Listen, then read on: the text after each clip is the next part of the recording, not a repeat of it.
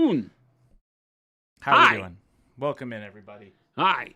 We got Jason back. Hi. Painting Conquest. Now, Jason, Hi. what's the Dominion name? I'm getting so confused with these Dominion names. What's the Dominion name of this one? What's the what? The Dominion name? Oh, wait. Old Dominion is a faction. Correct. Okay, what's the name of this army's faction? Uroni. Okay. Brew a burrito.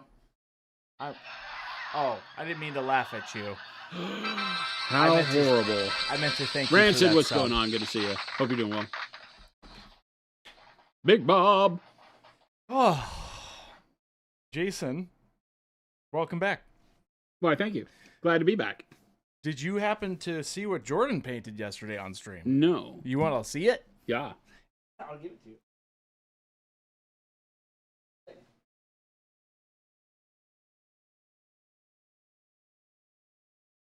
Did it in one. Look at that. Isn't that fun? Oh, I did see this. You I see watched that? because it was talking about doing weathered vehicles. Yeah. Oh, great. Oh, yeah, the lightsabers look fantastic, too. Nailed it in one go. We had fun with that. He's trying to upstage Dallas. He's trying to. That was He was very hard upstaging Dallas. He did a great job. Poor Dallas, you lose. Which is a great segue. Next week on Wednesday, Dallas will be guest streaming with us. That's how I pronounce that. Guest streaming with us. A guest on our stream. He's guesting with us. It's a Anyway, fun model. It's a cool. This is General Grievous, right? Yeah, it was. We were looking around because I know we're doing some Star Wars stuff. I'm like, let's do this model because it's rad. Grievous on a pinwheel. It's like a wheel bike or whatever. Welcome in, everybody. Interesting. Did you all register for Adepticon? Says Big Bobzilla. Oh, we did. Register. We are Adepticon. We That don't was your- register for Adepticon. We are Adepticon. Carrying that model today was a little. That guy's a little flimsy. What guy? The one you're holding on the plinth. So when I went to go take a picture of it, it was a little wobbly. Oh, that's why he's broken in 3 places, I see. He is not broken. That is a fact. Being able to trust Chris is a lesson in I treat those futility. models like I'm carrying a bomb. Is that a War in the Stars? Who's a War in the Stars? Welcome in, everybody. That That was is yesterday. the legal War in the Stars. Somewhat civil. Your name, I can see it now. It's that harsh blue color, but I will be stealing that, by the way. Harsh, but blue. Harsh but blue? I will be stealing that, by the way. All right, Jason. Striker, right? He only dropped it 3 times. I Me? mean, Heck no. Jeez. I did not do that. I did not. Jason, Sir? what are you doing today with this guy? Oh, I don't know. Where are we picking up? I don't know. Where'd you guys go to lunch? You like that segue? If you say Lolo's Chicken and Waffles, I'm leaving immediately. You didn't. I know your silence is just harboring a reaction that I'm supposed to have, but I'm not going to. So, Because if you did not have that. If you did, if? Gabe's first to go and you're second. Okay. So I have some time Where'd you to go collect my thoughts and write my will. Where'd you go to lunch? Well, we might have gone to Lolo's. Did you really go to Lolo's? We might have gone to no, Lolo's. Hey, you have to didn't. blame Gabe because when I ask Gabe what he wants for lunch and he goes chicken and waffles, what am I supposed to say? 1 second. I'm gonna call Gabe real quick. If he's not going to like this answer, chat. He's in a meeting, by the way, This is more important. so he won't pick up. Oh, he'll pick up. Oh, he won't pick up. While Jason's figuring out his painting life, I'm calling Gabe to see if he'll pick up the Oh, phone. he won't pick up. If he doesn't pick up, chat, the world will burn. The world will, but he's in a meeting. He's in a meeting with There Miguel. are more important things. He and Miguel are in a meeting. Leave them be. Where'd you go? Leave them be. I And know you just let us have our meeting. Hey, yours was supposed to be on Friday, but Mr. I have to have a day off couldn't do his meeting on Friday, so you could have gone to Lolo's on Friday. But instead, you've now postponed it to sometime in the future. Monday is on the calendar. Oh, Monday. Now, no free pub. Well, that's I'm good, because then having I have nearly a week to recharge for my Lolo's today to go back to Lolo's on Monday. You can only drink so much purple drink at Lolo's. The Kool-Aid is too sweet. You didn't go there. I did half and half tea. Half sweet, half unsweet. So. I understand. Hey, you know what? I know a lot of what's, a who, and a couple of whys. You know what's going on here? Not enough painting. Oh. I'm getting us back on track. Oh. Welcome in, everybody. Oh, Who that do we was got? a commentary. Sugar That Rush. was a commentary from you. That Chai Cat, Danger Boy, November, Plump Crunchy, Wad, Big Bob. I could have filled in for Chris. No, false, Big Bob. Nobody can. That was a commentary from you. All right. So, Jason, what are we doing? I don't know yet. Are you gonna do I the want jade? to highlight. I'm gonna zoom in a little bit. I want to highlight the ribbons, Okay. but I don't know what to do. We mixed the crimson with beige red Yep. to get the colors that are on it now. Yep. To very subtly get rid of the speed paint look. Uh-huh. And now I need a color to move to a highlight with. And I don't know what to do. Would it be a pink? Some kind of pink? It could be A fleshy color? a fleshy color. Yeah. A fleshy color is where I'm leaning. But do I King, just you're do in a dental beige chair. red? It's kind of a very dull color Oh. on its own, right? Mm-hmm. But it could work. We could just do beige red because it's part of the coloring that's on there, and then I could glaze over it if I don't like it. How did you do this sword? It's literally just blue and gray Okay. special sauce mixed Special together. sauce. Okay. And Interesting. one layer of blue and gray special sauce, and it's really only like, Uh-huh. doing a little bit of a filter over the model. Okay. I just went through that. I need to have color on everything at the end of the At day. the end of that stream. So everything's got color except the base, and the base is still bugging the crap out of me because it's bright white. Somewhat Civil says, is there a more reliable blue Then than what Civil are you? Is that just to the collective we? Is there a more reliable blue than Secret Sauce blue? I think that's what you're saying. Me trying to decipher the chat sometimes is like reading hieroglyphs. I don't understand. Oh, Nobody is can this- make a comment about Is this Secret a Sauce more blue. readable blue? It looks more readable. What does? What are you talking about, Chris? I don't know. I'm gonna reset my buttons. Beep boop. I'm back. Big Bob says, "Oh, we know the secret sauce. Blue has ocean water in it. That's the secret." Big Bob, you're on to something, but not that. You're on something. You're on something, all right. Yeah, you're on something.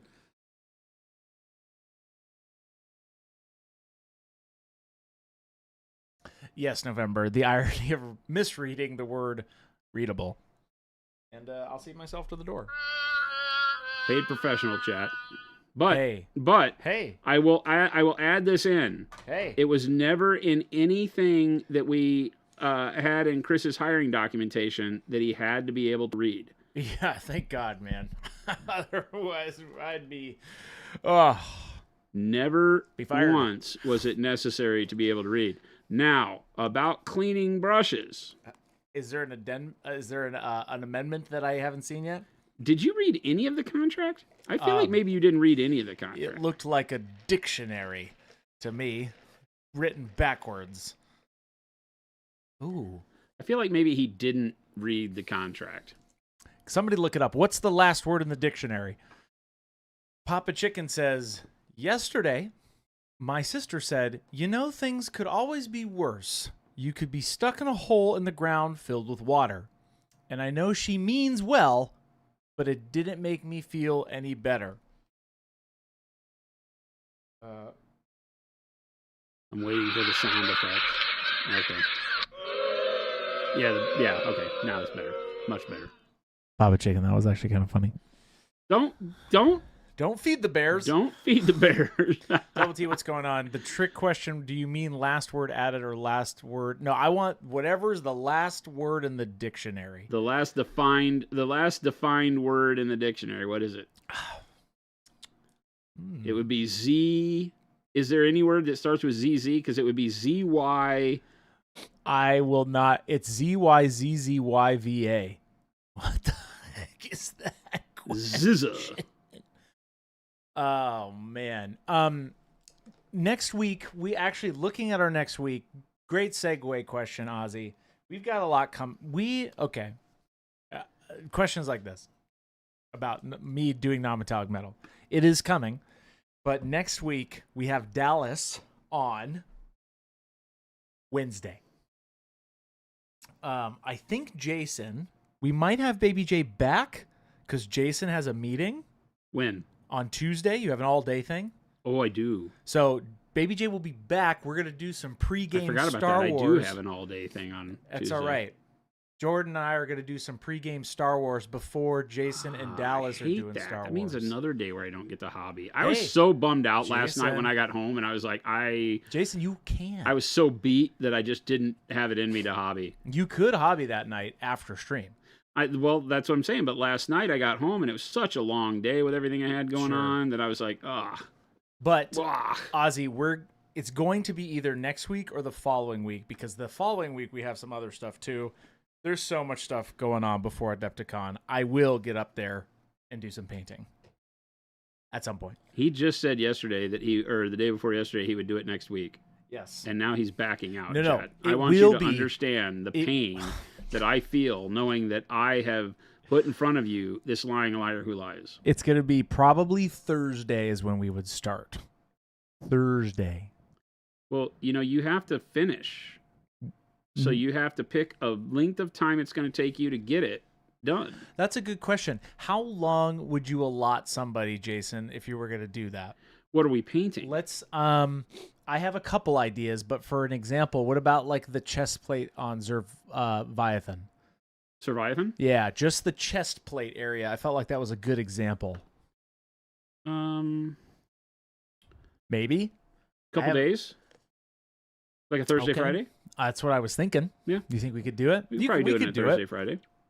Unless I have a mental breakdown in front of you, chat, and you will. I spiral into oblivion. Oh, you will. My whole goal in this is to cause breakdown. Nervous breakdown. Noobsifer, hi y'all. Jason, another question to bug you. Never bugging us. I know we talked about this not even 2 days ago, but when you did the Payne's Gray shadows with your Blood Angels, how do you account the shadows for metallics? Ooh, good question. I know you did non-metallic gold for them, but I'm trying to wrap my head as how one would account for the shadows with the Zenithal work done with the red armor. Shadows for your Blood Angels. Okay, wait. I'm not following. The shadows are Payne's Gray. But when you did the Payne's Gray, how do you account shadows for metallics? Oh, for the metallics. Yeah, how do you account? I mean, I did it all my metallics with dark yellow green.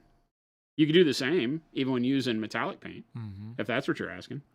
Is that the question? I think so. Like if you were going to do metallics on Blood Angels or do the gold like that, how would you do the metallics? I would use the same color. You can shade. We just did a recent video on how you can shade with non-metallic colors for metallic workup. We did. And it works great. So also, magnesium is a great color. It's not even really what that's about, but I just wanted to say that out loud. It is a great color. He just likes to talk. I found a beautiful workup last night, deep into the evening. A newfound love for my gnomes, because I was trying to think what color would what would be a classic blue style gnome shirt, because a lot of the classic garden gnomes are blue, like their shirts are.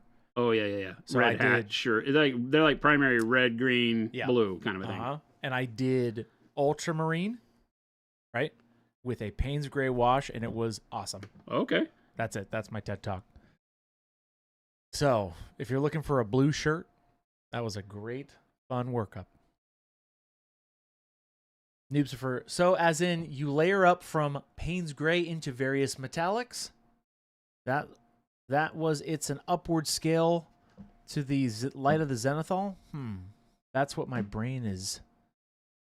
Well, no, scheming. like for the metallics, I used green on the Blood Angels. Is what I'm saying. Oh, that's right. Right?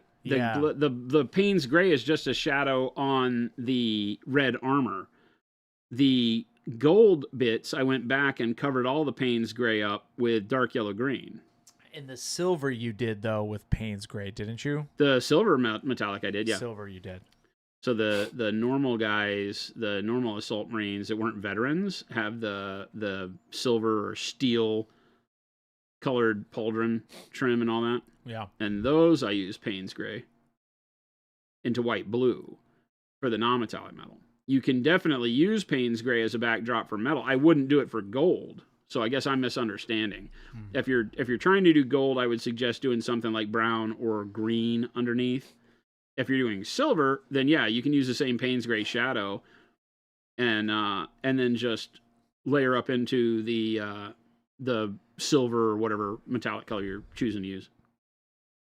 November's got a question. I'm wondering if there's any tips/tricks for fixing brush mistakes on minis I've airbrushed. I can't seem to match the airbrush gradient. Do I just have to live with it or start over? Ooh, good question. Yeah, it's a great question because airbrushing is harder to touch up because your brush stroke is going to leave more of a texture. Now, when you say touch up, how come you can't use the airbrush again to touch up? Maybe it's because you're kind of too far. You started with the airbrush, November? Are you, yeah, like did you airbrush and now you're brush painting other colors and you got some over on top of your airbrushing and you're wanting to know how to tidy that up? Is that the goal? November says too small and too many other colors at that point. Okay, yeah. Like getting the airbrush in there and touching up because you're further down the road is a problem. Yeah, okay. It is a deal where glazing can be your best friend.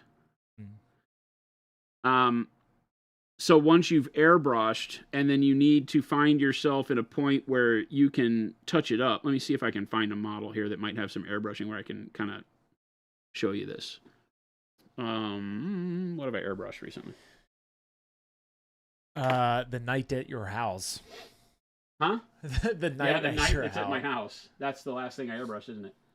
Do I have anything here that we've airbrushed? Your spider in front of you. That was the last thing you airbrushed. Oh, that's a good one. Yeah, that's a good one. It's a big example. Believe it or not. Because we will be putting a lot of color on the legs. Yeah. So I could just take this airbrushed leg, right? Yeah. Because I'm going to be putting all the yellow and all that on there. So let's just say that I had, what color I'm painting with flesh tone right now. So let's just do that. So let's saying that on this knee, at some point in time, all of this is airbrushed. Can you zoom in a little bit? Yeah. Oh, this is airbrushed. So let's say that at some point in time while I was painting, I just accidentally got, like a thing of flesh tone on my blue. Yeah. Okay. And I'm like, oh man, are you kidding? Yeah. What? Yeah. How come nobody in chat told me I did that? First you blame chat. First thing, always. Yeah. Maybe you have to mutter it under your breath if you don't want to offend anybody. But you just go, damn chat. Right? Like, I really rely on you guys and gals to tell me when this happens so that I can fix it when it's wet. Right? Because obviously the first thing is to be paying attention as you're painting. And if you apply wet paint over an airbrushed area, get another clean brush and get it damp. And you can kind of squib that around and get rid of it, erase it. If you catch it late and it's dry, then you're going to need to figure out, okay, well, how do I make that go back in without creating a big splotch of blue, right? So, this is going to be crazy on this one because the blue that I've done here is our special sauce blue, but I can still use it, right? But the thing with the special sauce is that I have to think in terms of how did I create the blue. The blue here was our blue answer to speed paint, put over a white and black zenithal highlight. So I have to think about what would this area have been colored before I put the blue on. It would have been white. So I'm going to go get white. Right? Just titanium white. Ta-da! And I'm going to have to reprocess this area as if I were starting from scratch. Okay? Because if I just go in and I put blue over the flesh tone, it's not going to look right. Now, if it was an opaque color, it might. But let's just do this with white. Okay? If you didn't start with a zenithal, maybe you do this black, right? If you use black primer, maybe you just immediately go back and cover this with black because your base coat went over black.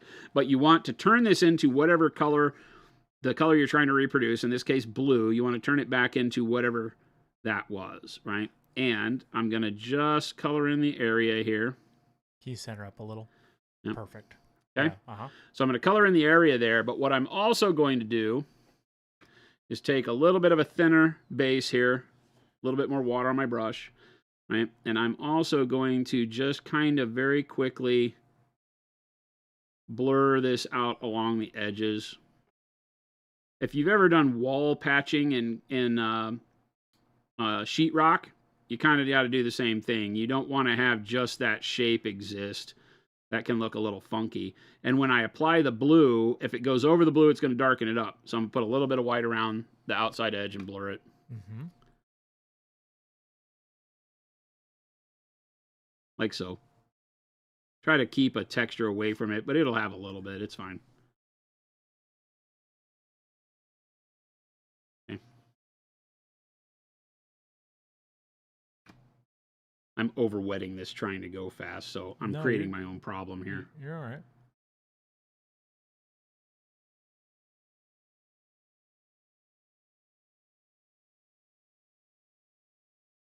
Dab it with my finger to get rid of some of that moisture that's on there. Okay. Okay. That's pretty good. And as that dries, I'm going to go get the color that I used to do this with, which was the bright blue.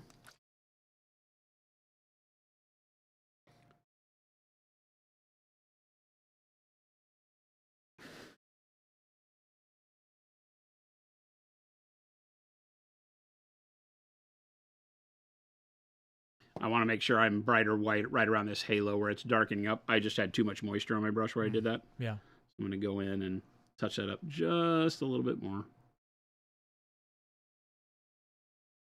I don't have that dark spot because that'll make the blue darker right in that area.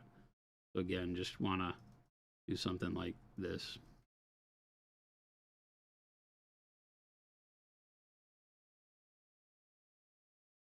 Yeah.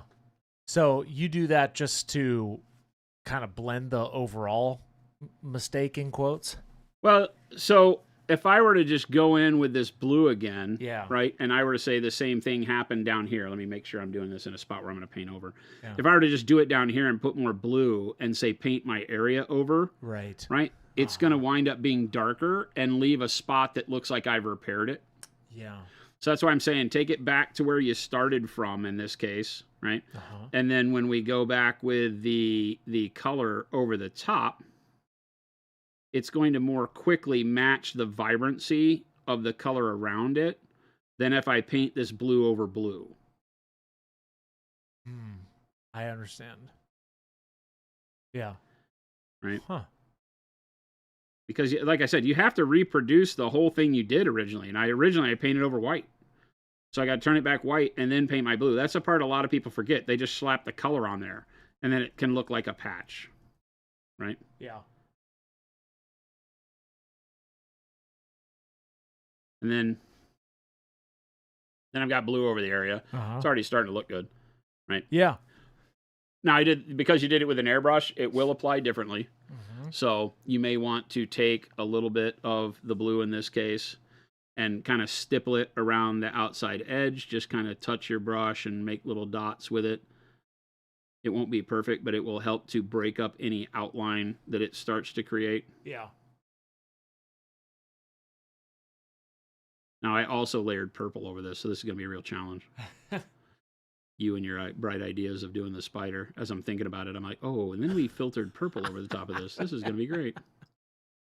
Definitely an extreme example. Yeah, this will be great. I mean, I can already see what you're talking about, though. Like, yeah. It's already starting to be blended. Right.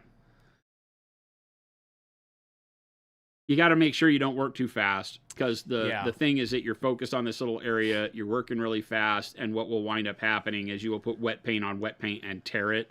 So you just have to be careful with that. And Tony's saying, do you think stippling here would work too?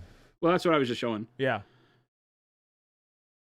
So you could like stipple the area originally, but what you don't want to do is put the same color paint over itself again and darken it up if you've airbrushed with it, because you might wind up with just seeing the area you've painted. Like I said, we filtered this see-through paint over zenithal, which is making this doubly hard. Yeah.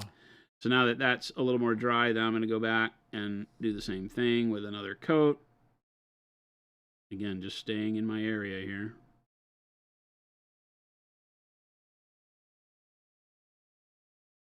Mm-hmm.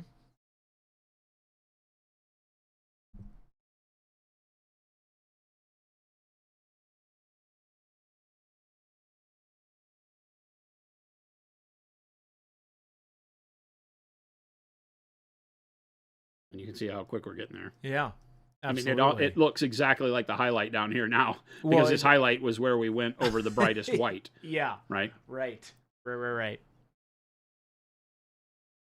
Sir Blaine, we've definitely have quite a bit of Conquest in the office now. Just so I love how he says that. We might have a little bit. we have stuff. That's what I've been told. We have some. We have some. We got some. I think some we have. Sugar Rush said everything but 2 of the armies. 3. 3. Oh. We don't have Nords, we don't have Spires, and we don't have Wadroon. You don't have Wadroon. No, the orcs on the dinosaurs we do not have. That's true, because you don't have that big, that long neck one. We don't have any of the orcs on the dinosaurs. We do have a couple of Spires models, right? Now, so, okay. It's already as it's drying, I'm starting to see a good blend. Yeah. So where do we go from here? Well, the only thing here is that we put purple on it. So. Oh, you put purple over the whole thing? Yeah. Like with I an filtered airbrush? purple over the whole thing. So this is a challenge to make this work, but it will be a good example. A good example. What do you, with an airbrush you did over that? Yeah, I just filtered the purple very, very thin. So again, I'm just going to take the purple and filter it over the blue here like this. It looks good. And paint that purple back in the way it would have been on the base.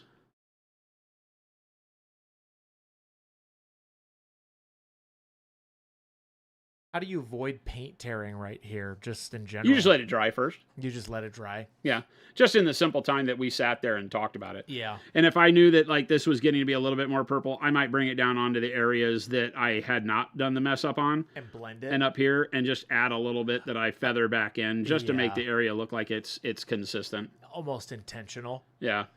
I mean, from like when you go up here, it's starting to even, yeah, and it's a little light in here, so I could choose to go back with more blue at the end too, or if it's the purple. I just don't know what it was. If it was the purple here that's doing that, then I would go ahead and over the bright blue do the purple as well. Because I filter the purple over everything and then focus the purple into the shadows. Okay, got you. What's up, Doghouse? Right. Okay. And then as that dries, I'm starting to see it's a the patch. blend. You know, it's a patch. It fixes what we had as a problem. November says, "This is great. Thank you. This has been killing me the last week or so." No problem. November, I'm so glad we were able to help you with that. No problem. It takes a little bit of stress and turns it into a good accomplishment. It's going to be much better no matter what you do. And remember that you can, like the spider's a good example of how I could just paint the knee pad. And I could do that to the whole thing if I wanted to. So sometimes it's like if the area is sectioned off to where it's a hand, maybe you could just repaint the whole hand. So it's not just a thing in the middle. Like this looks pretty good. Once it all dries, I won't have any problem with that. That'll look pretty good. Yeah, I mean, that definitely...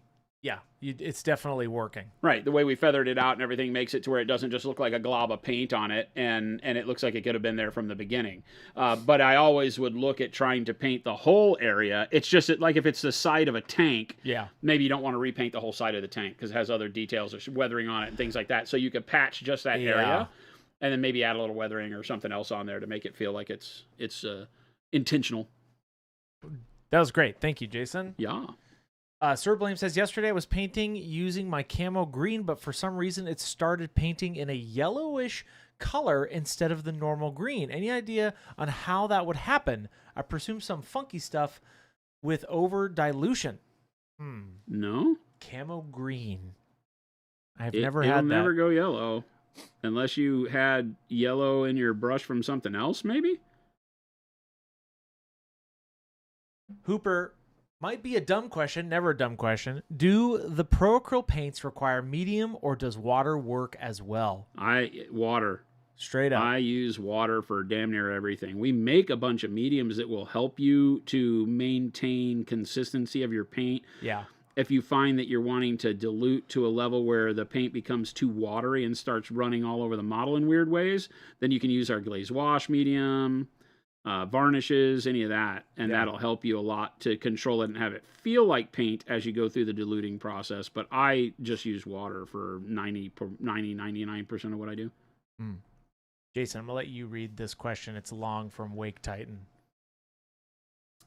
I have a question about finishes. How do you incorporate the satin and gloss finishes on some of the Signature Series paints into your workflow without matting them down? Even with blending, they still leave a noticeable difference for you. Some of the tutorials blend from a satin to a regular paint. Any tips on how to handle that? Can you explain? I don't treat them any differently. I just paint with them. I don't use the glosses very often. There's not very many of them, and they're built to use primarily on their own for effects. So if you're mixing in those, I would put a little matte varnish in them and matte them down first, most likely. But they don't wind up in my process very often for mixing and blending. I use them for like the more like the whites to put a little bit of sheen on the top of non-metallic metal, things like that. But when using the satiny paints, I don't treat them like they're any different. I just mix them right in, and if I have a little bit of satin sheen after, then I'll matte varnish it down to get rid of it if it's bugging me. If it changes my workflow by like having too much of the highlight of an area be overly shiny, so I can't really judge my values well, then I'll switch. But in a lot of cases, it is up to you. Kind of your personal preference at that point. Yeah. And how satiny you want it. Well, if the satin is bugging you. Yeah. Because I'm gonna probably matte them all down at the end anyway. Waterworks Division Ring says water works so well with the paints that Jason even drinks it. Oh. Wait, what? What? I mean, I drink water, but not my paint water. Impossible. Ozzy says, what consistency do I need for airbrush glazing? Consistency for airbrush glazing. I mean, you're going to want your paint to be pretty thin.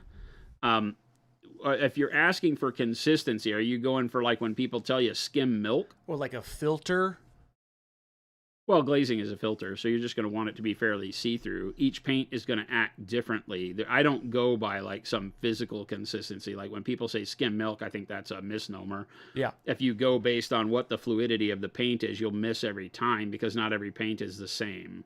Right. So you just want to thin to the point where when you take a test brush of that paint and you paint it over a subsurface that you can see through it to the level you're hoping to do so with. Now, the airbrush can take a more opaque paint and filter it because of the application type, because it atomizes the paint into a bunch of little dots. Yeah. So you can take a more opaque paint than you could off the brush and glaze with it with the airbrush better.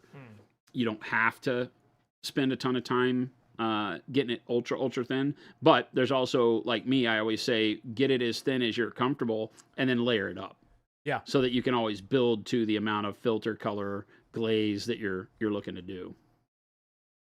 But consistency is really just a matter of thinning it so you can see through it. Like I said, Pro Acryl paints will look a lot different when you thin them to that level than our competitors, because our competitors start thicker. In general. That's why a lot of people talk about using some kind of medium, obviously, right? Like traditionally. Sometimes, yeah. When they start with other people's paints, essentially? Sometimes. Or you just have to thin more to get the opacity down is usually what happens. So a lot of people get used to having to over thin paint. And then when you get a hold of something like Pro Acryl, you're like, oh, I don't have to thin yours as much. That's good. How you doing over there? I just finished this coffee drink. Coffee drink? Yeah, Miguel and Ryan got me a tea. It's like I don't remember. Vietnamese. Oh, okay. Sugary? I don't really go for sugar coffee. I normally just drink it straight black. But this one was okay. Heavier cream. Yeah, it's an interesting one. Grant says, these models look so good.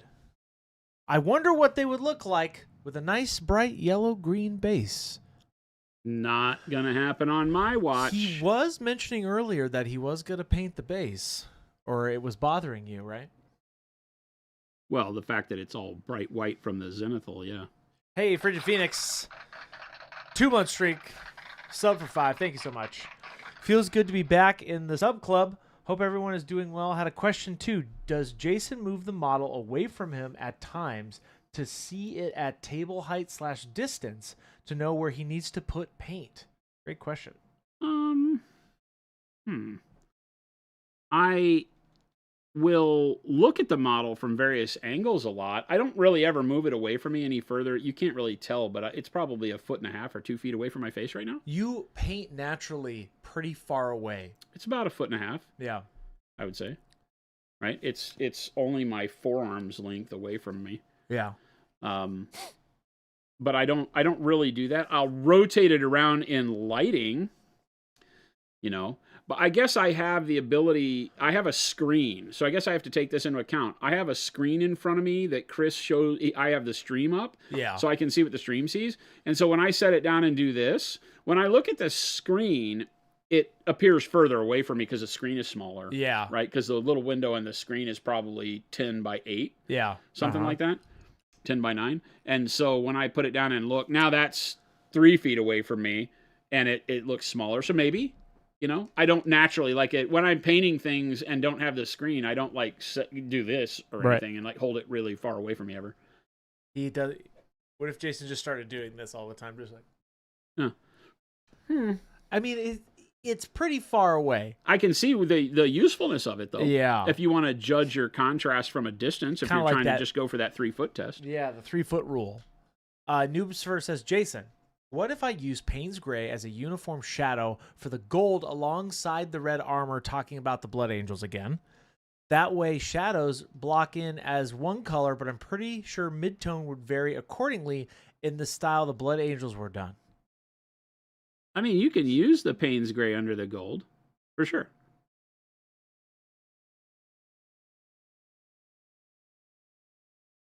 I typically do that differently just because it's a different material.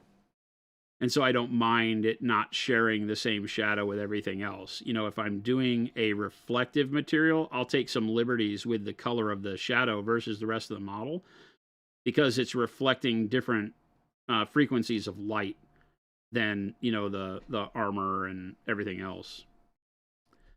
Polished, shinier. So I'll do a different undertone for it, maybe for tarnish or, to give it the ability to show that it's reflecting the ground or whatever I'm doing. It's just a storytelling thing. Twisty Farmer, 6 months. Thank you so much for that sub. Gameway says, Jason, Jason's painting the wrapping paper samurai. Very cool. It is a cool model. It's a very floaty model. This model is. It's neat. I find these very pleasing. Lots of cool details. Noobsifer. So with brass / gold, it would go into a darker brown or golden brown. Yeah? Question mark? Yeah. I like greens too. Greens tell a really neat story under golds, but browns are great. All of the above. Tony says, after watching a few of these streams, I think I'm going to give Pro Acryl a try. I use Citadel and Scale 75. I'm Awesome. guessing Pro are not gel-based and more like Citadel, question mark? They're just water. It's funny because there is no gel-based hobby paint that I know of. They'll say that it is a thicker medium and call it gel-based as a marketing thing, but it's not really. But they are thicker. Gel medium in the acrylic world is something that is so thick you wouldn't be able to paint models with it. So that's where I come from. But yeah, we use a standard water-based paint. So our medium is actually more fluid than any of our competition meaning that it flows right out of the bottle. I wanted to create a paint that just works, so you don't have to spend a lot of time on the palette messing around. You don't have to worry about how much to thin it. All of mine is just on a glass palette, and I just put a little bit of moisture on my brush and then grab some paint. So it's meant to be very, very easy to use. You know, I put a little droplet out on the palette, and then I don't have to do anything to that. Yep. I'm highlighting right now, so I'll rinse my brush real quick, and then I'll wipe it a couple times on my paper towel, and then I just come over here and grab some paint. That's it. And I go over to my thumb, make sure I take off so I don't have a big globule of paint on it, and then I'll go over here and just start painting. It's that simple, and I get very nice fluidity. It flows really nicely. I can control my opacity very easily. So yeah, it will act differently than either of those two that you mentioned, because Citadel is very inconsistent in their texture of the paint. Okay. They have some that are thicker than others. You know this. You've used them. Oh, yeah. Their consistency bottle to bottle is very sporadic, like most of our competition. Our paint starts with a formula that is tested through every color. Yeah. And is much more consistent in that regard. It's very consistent based off of probably what you've used so far. But yeah, we would totally appreciate you giving us a try. If I could recommend, if you're looking for recommendations on where to start, obviously I would say Vince's set is one of my favorites if you don't have those colors yet.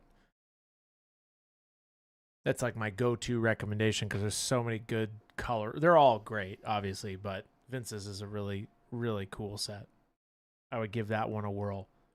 And Brian, segue, is that why you don't use a wet palette, Jason? There's a lot of reasons why I don't use a wet palette. It doesn't do anything for my painting style, except when I'm mixing a lot. It might keep my mixed colors open a little bit longer. It's too much maintenance and offers me no benefit, so I don't use them. It dries out all the time. It dilutes my paint consistently. There's just no argument there. As long as your paint is sitting on a wet surface, it's being diluted. And I'm always trying to make sure that the paint on the palette is as close to straight out of the bottle consistency as possible, so that I can adjust where I need for opacity and viscosity, fluidity, if you want to call it that. How runny it is and how much I can see through it should be up to me, not the palette. And so I will constantly want to make sure that this is exactly the way it came out of the bottle. That way I can add water to it as I need, but I can always get back to full opacity when I need, because I'm always changing, and you will too. Like when you're painting, it's very rare for you to use the paint the same opacity or consistency with every pass on the model. You're going to want to change that as you go. Yeah. Right? I'm going to want less paint, more see-through first time I put the color down, and then more paint, less see-through when I go to layer over the top of that, perhaps. And so with a dry palette, I can control that the whole time. Jay Darrigaze, hi, recently I've arrived on your YouTube when you're searching for gold non-metallic tips. Perfect. Hi. That means it's working. Then started with the glazing video. I really enjoy your explanation. Very instructive and clear. Thank you. First time chat, by the way. Hey, we appreciate that. I really appreciate when people take time out of their day to come in and while watching the stream to give us some kudos. So thank you very much. We really do appreciate that. Glad that it's having I'm glad it worked for you. Some good effect on your paint learning. Division Ring's got a question.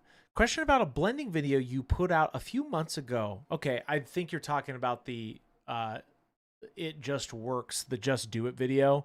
The core process was alternating glaze and semi-opaque layers. Yep. Is there a reason / purpose behind that other than it just works? Just curious why it wasn't just a series of transparent layers.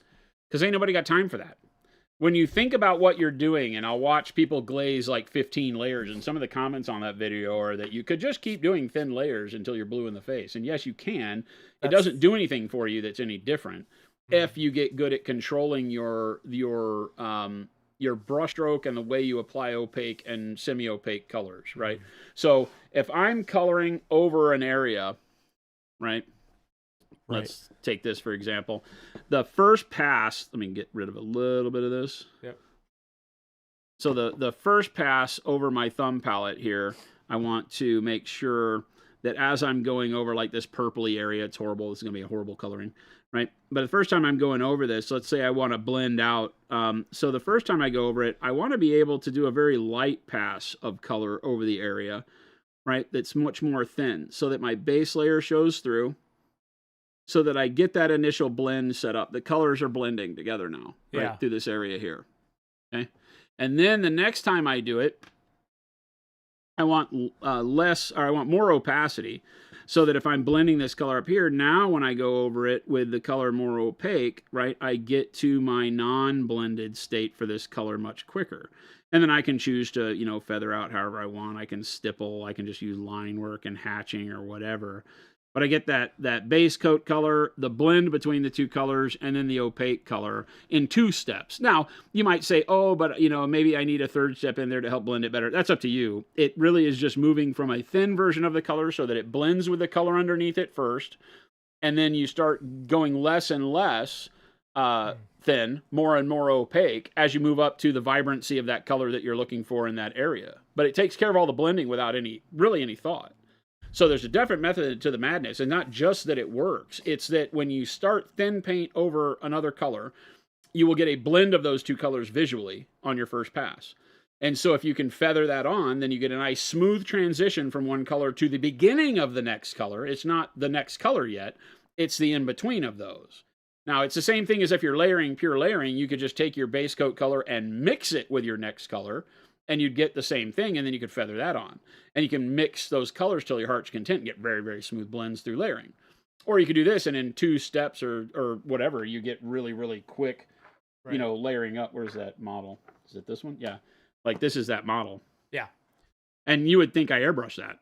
Yeah. Pop in super close. Uh-huh. Right? There's nothing that shows you I used a brush on that. Yeah. And this is the model. Right? And it's just going thin and then using more and more opaque color as you work up to the top, and you can get really, really smooth blends that they can keep the texture of the model. They can do whatever you need. Right. You know, when we showed other ways of like wet blending that can do similar things too, and using the same colors, and you can get very good effects that way. So when you're blending, there's so many tools at your disposal to get it done. It's just which one are you most confident with. And so my goal is always to show the things that can alleviate some of the stress of feeling like, oh my God, I'm doing this and 15 layers of glazing just doesn't look good. I don't have any vibrancy. You know, it all looks so flat. And I'm like, okay, let me show you how you can use what you want to do with glazing as a way to empower the blend, but then go to opaque colors afterwards to get the vibrancy you want. That's really what it is. Without a whole lot of back and forth. That's literally like a one and done way to paint. And the way that I paint most of my models. Now, you can then accentuate that a lot with further work, right? You're not stuck with that way of painting to where you can't go in and add more texture or add more color or glaze over it again or anything like that. So it's a very good way to structure your model so that you're not limited and you can do whatever you want. Mark Holberg says, brush loading question. So the way I understand it, the brush is supposed to have some moisture in it before I put it into the paint. Yeah. Is the paint then supposed to be the outer layer of the brush with water in the middle / core of it? Am I doing it wrong? I notice the paint initially applying well this way, but watering down on the brush the more I paint up to the point where I'm almost applying a thin wash of sorts, using a Dauntless synthetic if that matters. Brush doesn't matter. What you're not doing is offloading your material, right? So what happens, if you can go over to the palette, Chris. Yeah. What happens when you wet your brush, right? You've got some amount of water, right? This is a number 3 sable, so it holds however much water it holds. If I bring this over here and pull out a tail on my flesh tone, you can see very quickly how watery that is, right? Yeah. It kind of swims around. So that's going to be very, very glaze appropriate, right? Now, if I grab more color, I still have all that water in the brush. So like you said, my first line might feel pretty good with opacity, but as I work into all that wetness in the belly of the brush, it starts getting less opaque and more fluid because I'm drawing the water out. So that's why you see me doing this on my thumb. I come in and I take most of the fluid off of my brush. Now I've gotten rid of all the water, but the pigment's still there and I can still do nice thin lines. It gives me better control. I don't get big puddles of water. That's hard to do flesh on my Yeah. flesh, but you can see I'm pulling very thin lines. Yeah, Right. I can see a little bit. So that's why you'll see me using my thumb palette the way that I do, because that allows me to go over here, grab some paint, because it loads water in and then it loads the paint into the water. And so you have both in your brush, and they'll continually dilute the paint in your brush as you've loaded both of the contents. And so I come over here and say, okay, I want most of the moisture gone. Then I can come over here, and with this paint, I can still do, good highlights, right? This may be too thin. I may hate myself for doing this, but no, it's pretty good. It's a little too thin. That right. beige red was a good choice for this. Yeah, I think so. I mean, it's a color we mixed into the midtone, so it made sense. I just thought it might be a little flat. Right, but now I can do this, and I can do a highlight along the end that's going to be consistent in its properties the whole time, because I basically, by doing this, I blended all the water and the paint together on my brush, but also gotten rid of the excess. Yeah. So the only thing that's left here is usable pigment, right? It's usable, good pigment, and it'll be at whatever opacity you loaded your paintbrush with for water, right? So if you had a lot of water on your brush, then your paint is going to be fairly see-through. It's going to allow me to glaze a nice highlight up on this edge. And with less water on, it'll give me more vibrancy along that and be a brighter highlight on the edge. That make sense? That's probably the step you're missing in your process. Speaking of missteps,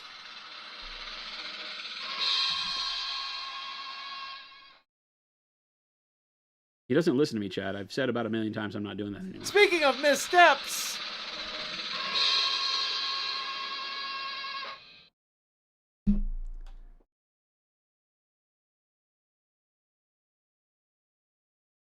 welcome in, everybody. I said welcome in, everybody. Speaking of missteps. He doesn't listen to me. Speaking of missteps. Wolfen made a good point. He's like, I hadn't heard it in a while yet. And I'm like, well, it's coming. I got to spare. These are sparing. I told you guys this is the 90-10 year. It's the year of the giveaway. The giveaway? He doesn't. He can't even. Paid professional. Chad. I might have just had a stroke. Paid professional, Chad. Somebody call. This is the big one. I'm so glad you're all here. Welcome in, everybody. If you have been living on a rock, it is the year of the giveaway. Now, you've probably noticed that we haven't done a giveaway this week yet. Oh, What? really, Chris? Why is that? Well, it's because we told you we're going to tell you the day of on our socials and in our Discord. So if you're not a part of either of those things, here's the Discord. And we are going to be doing a giveaway at some point this week, and there's not many days left, so keep your eyes peeled. How do you peel your eyes? I don't know. It actually sounds pretty visceral and gross. Doesn't it? I don't know that I want peeled eyes. Anyway, next week, we've got a big week coming. Well, there are going to be big weeks all the way up until the end of time for us, so it doesn't matter. I could say that about every week. It's a big week every week. But next week, we're going to have Dallas on Wednesday. Jason and him are going to be painting up some Legion. We're prepping for a big narrative event over at Adepticon this year. So what do you think Dallas's response is going to be when my Legion looks deceptively like Conquest models? I was just about to say, Jason, you're going to have to start. I'm excited to paint some Wookiees. I am really liking my Legion army. Yeah, I have a lot of Wookiees. Do you need more? I need to build the rest of the Wookiees, and we'll just paint Wookiees. I'm at the point where I don't want any Rebel soldiers. I just want Wookiees. You need Han Solo, though, right? You need to get him in there and Chewie. No, I don't have any of them. You do? No, I have a commander. No, he gave us the list, Chris. Oh, you got a list? Yeah. Chris didn't get a list? Yeah. No. He sent it to us via email. Am I his best friend and he only sent it to me? I might have not have been attached to that email. Oh, so okay, that's a wait shame, a second. Chris, because Did it's really a shame because I feel like you do all the work, and yet I get all the praise. What are you talking about, man? Man, my hair is wild if I have my hat like this. That's really bad. You like that? No, What's up, chat? I don't like that at all. Welcome actually. in, dudes. I don't like that at all. Sorry you had to see Nobody out there likes that Sorry, at I had to all. see that. Wake Titan, serious question. I love that you all are making sure that you preference your questions that they're serious now. Good for you, chat. But this is a serious business question. What do you use to clean your thumb/hand after using it as a palette I've been painting almost every night for a week, and half my thumb is getting raw from scrubbing. Hey, Yeah, whatever. that is a problem if you go and immediately like clean it all off. I've learned over the years that you put a little bit of lotion over the paint on your thumb, Oh, and then I do what I call twiddle my thumb. yeah. It sounds weird, but I sit there and do this a lot, Yeah. and it just pills the paint off. And then I don't. If I do it a whole lot, it'll still rub my thumb raw. But I Yeah. wash my hands. All the loose, thin stuff comes off, and then whatever's left, don't worry about it. I put some lotion over the whole thing, and then throughout the night, it just comes off. Huh. So I use Fast Orange. This episode is brought to you by Fast Orange. no free pub. Do you have oil on your hands? Fast Orange with the pumice, I just like the smell. like lava. Yeah. Oh, you like the smell of Fast Orange? Heck yeah, dude. It's You nostalgic are for me. Insane. I don't know. It just reminds me of my dad's garage. I was gonna say, did you grow up working in the mines or something? What I is this don't know. nostalgia? It's true. I don't know why. He was one of the Okay. coal kids. Serious question from Chris, though. And I sound like a wild person when I say this out loud, but maybe Jason will identify. This is the 10% of the not serious business questions. Jason, do you know that classic pink hand soap that smells kind of like bubblegummy? The stuff in the bathrooms at the airport? No, it's not necessarily at airports. It's like, I guess it's at airports and restaurants and stuff like that. Yeah. Does that bring up any kind of feelings for you? Are you trying to make a grown man cry? Oh, man. You're telling me, man. I have started using that at home. What is he even talking about? You don't know what I'm talking about? I do know what you're talking Okay. about. Well, why would this bring anything up that was I don't know. positive? That's horrible. It was nostalgic for It's me. like asking me if a urinal cake smell makes me nostalgic. The answer is absolutely not. What? Okay, maybe it's just me and I'm a It crazy is just person. you and your nuts. Oh. I know Wow. I'm not the first to tell you this because I've spoken to your mother. This is not good. Don't talk about my mother. I'm Leave not my talking mother out about of her. this. I'm talking to her. That's true. I've told this to 4 people now, so my clinical testing is now over. Nobody has these feelings except for me. I shall not ask that to anybody else and take that out of my guest bathroom. Speaking of, no, we're not doing that. We're back to painting. Let me go back here. After putting together some Carl Moore's got a question. After putting together some GW models and having issues, and you're having issues in painting, do you think more sculptors should have to paint their creations before they sign off on the final design? 100%. I will sign that petition with you all day long. If your models are sculpted by somebody who is not also a painter, you are doing it wrong. Hear me, world of miniatures. And hear me, sculptors. If you're sculpting and making money for sculpting 3-dimensional miniatures, learn to paint. There you go. You Hey. hear me? Yep. I am not even kidding. Learn to paint, and they must be. If you find a model that you've painted that's absolutely horrible, you should be able to go and capture the sculptor, kidnap them, tie them to a chair, and make them paint their own model. That's wild. Can you try the expert line with the new secret sauce? Says Rattlecan. Can you mix it with the medium? Yeah. You could. You could definitely do that. You'd want to add more water into it first. She's a Whoa, this nice is a family show. lady. She's a nice lady. Are we talking about your mom again? You've been hanging around Gabe. You had lunch, didn't you? Well, we did, but no, you just mentioned her. I am not making a your mom joke. I understand. I respect you, Chris, and don't do that. Don't I fall said to I their spoke levels. to your mom. Don't fall to Gabe and Philip's levels. I spoke to Chris's mom because it's not the first time I've heard that he's insane. His mom told me. She doesn't hold back. Let's all take a deep breath and get back to painting. She's very honest, She's okay. very forthright. She's all right. How's she doing, by the way? She's healing. Good. She is healing. She is in good recovery. Good. She is doing well. Glad to hear it. And hey, Space Marines rarely hold back. That's right, Wad. That's right. That's right. Does this edict, says Division Ring, include the people who make the cuts for the model design? Oh, The cuts? the cuts. Like the engineering of the mold? Maybe? My initial thought is yes, but I have to be very honest with you. Engineering molds is a thankless job. Hey, what do you mean? It's a thankless job. You talking about molds for models? Yeah.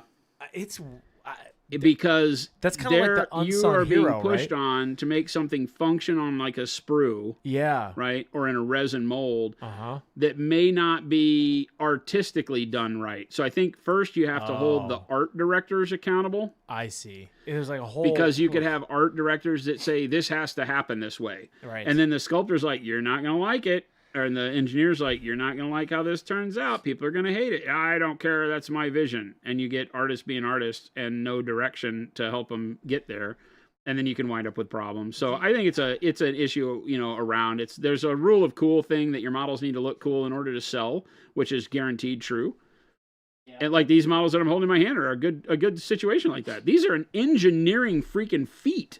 I was just that these even exist, but they are a pain in the butt to build, but to paint them, they're fantastic, right? The details aren't overboard. They really, really feel good for what you are, looking to do with them. It's just the building of them was atrocious. But when you sit down and you say, okay, how else would you have done it? I don't know that there would have been a better way. So that's why I say it's a thankless job. So I don't know that I'm ready to hang everybody from the light post, but yeah.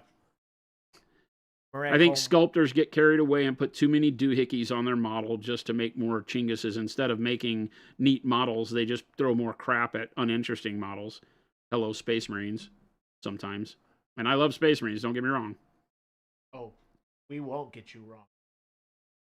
But even still, Space Marines are the major culprit of digital sculpting, making it way too easy to go into a folder, grab a skull, and hit Control V and copy that damn skull all over the damn model. Lumberjack. That's GW for you. That's GW for you. Lumberjack, we love you. Marek has a question for you, Jason. Serious follow-up to the paint loading question. When I do the thumb palette thing to get rid of the moisture, I don't end up with enough pigment. At least that's what I think is going on. I feel so stupid, but is there a special trick to wiping the brush off the thumb? What part of the brush do you wipe over the thumb? Well, let me show you. That's not a stupid question. It is all a feel thing, so it's very difficult. Let me do it with a darker color. Let me find something else. Because flesh tone on flesh is not really working great. We'll use dark flesh. There you go. I don't know. It's the first color I grabbed. There it is. Yep. Right.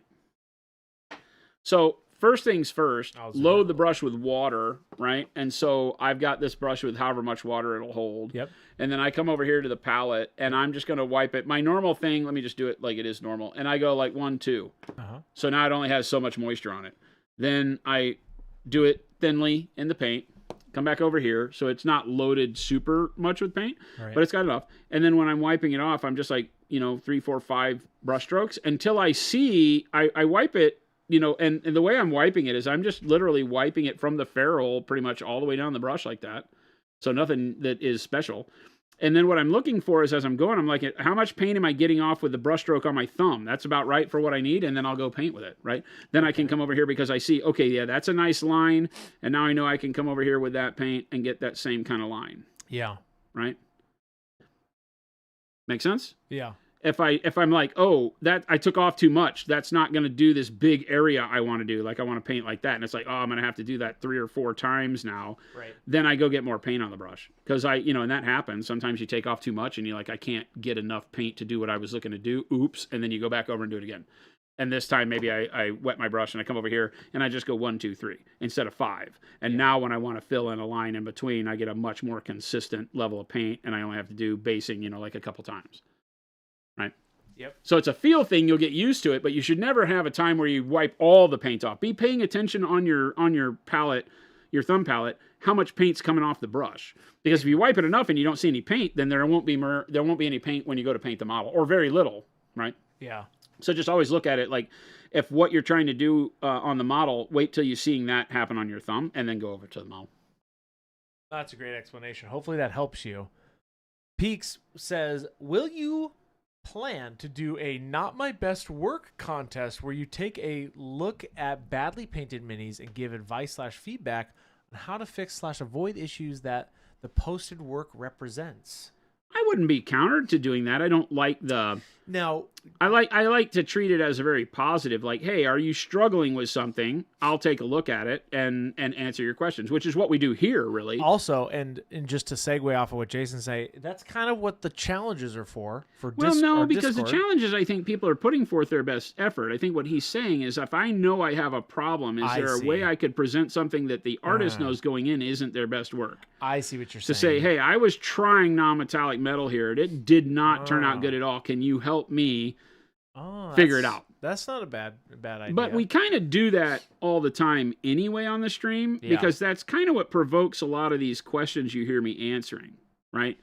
Is that people are looking at the thing they're trying to do and what's giving them a fundamental problem with it, and then I'm trying to kind of, bolster them up with saying, okay, yeah, in that case, do X, Y, or Z. So in some extent, that's what we're doing. We're just not looking at the physical model all the time here. Division Ring says, semi-serious question that isn't necessary for Jason and Chris. What war games are out there that aren't just 19 variants of humans? 40K feels decent on that front, but still technically 5 Xenos and 25 variants of Space Kings. Fantasy does a lot better, but AOS you does get like great. elves and orcs and things like that. I think fantasy, if you want sci-fi, everything's going to have a major human component. Infinity, all human. Yeah. And then like a couple of alien factions, and the alien factions are very humanoid in their shape. Typically, With 40K, you get things like Tyranids that take away from that. They're really the only alien that isn't humanoid, because orcs are still humanoid. They're just fun. Yeah. In the way that their body makeup is. So they're, big muscular soccer hooligans. So there's that. Yeah. But the Tau are still very humanoid. That's a tough question. I can't think of any off the top Right? of my There's head. not a lot of games out there that focus on the non-human aspect. And a lot of that is that it has to be somewhat relatable to the crowd that's buying it. Yeah. And humans make it, I think, more relatable. It doesn't mean you play the humans, you play Tyranids or whatever, but the fact that the bugs are eating humans makes it more relatable. Right. AOS definitely has some cool factions. 100%. I would say they've got the coolest models out there. Yep. Just for painting, too. It's very similar to like Conquest vibes. Yeah, I mean, the Conquest models that I'm painting here, I'm in love with. They have great factions that, while being humanoid, have got really good look to them. Yeah. That keeps it from feeling necessarily humanoid. Like the city-states is kind of the nation of Greece, or the Spartan kind of feel. Yeah, gameplay, I would agree. And they're really cool humanoids, but they have a whole clockwork component to them. Yeah. Where, they have a lot of them that are mechanical. Gameplay says orcs are a humanoid, but fun. That's true. Orcs are so fun to paint. Oh, yeah. One of my favorite factions of all time. In fantasy or sci-fi from GW. Uh-huh. It's ruined me. It's why I don't really necessarily in the Parabellum world with Conquest. It's one of the reasons why I'm not really drawn to the Wadroon, the orcs, for them. Oh, really? Yeah, because they don't look like orcs. They look more like humans. Yeah. It's not that they're great models, right? And they're riding dinosaurs, so that's great. It's That's just true. that I just don't consider them like orc-like enough, because GW's ruined me with the way the orcs look. I just love them. Game delay. You were quoting Jason. Yes, that's true. He was just saying that, but I was confirming with you, game delay. Orcs are fun. They're my favorite faction, too. Because it also gives me permission not to have to paint them so clean. Also, because I like dirty. I like it. Wait a second. Let me rephrase that. You said that out loud. I That was your outside like voice. the He's a effects dirty boy. of the weathering stuff. This is a dirty boy.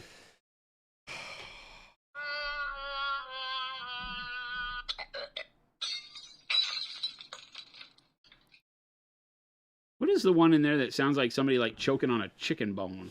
That's a burp. Oh. That is not a burp. That's a good one. Speaking of a good That one, one sounds like your nephew. speaking of a great one, Jason.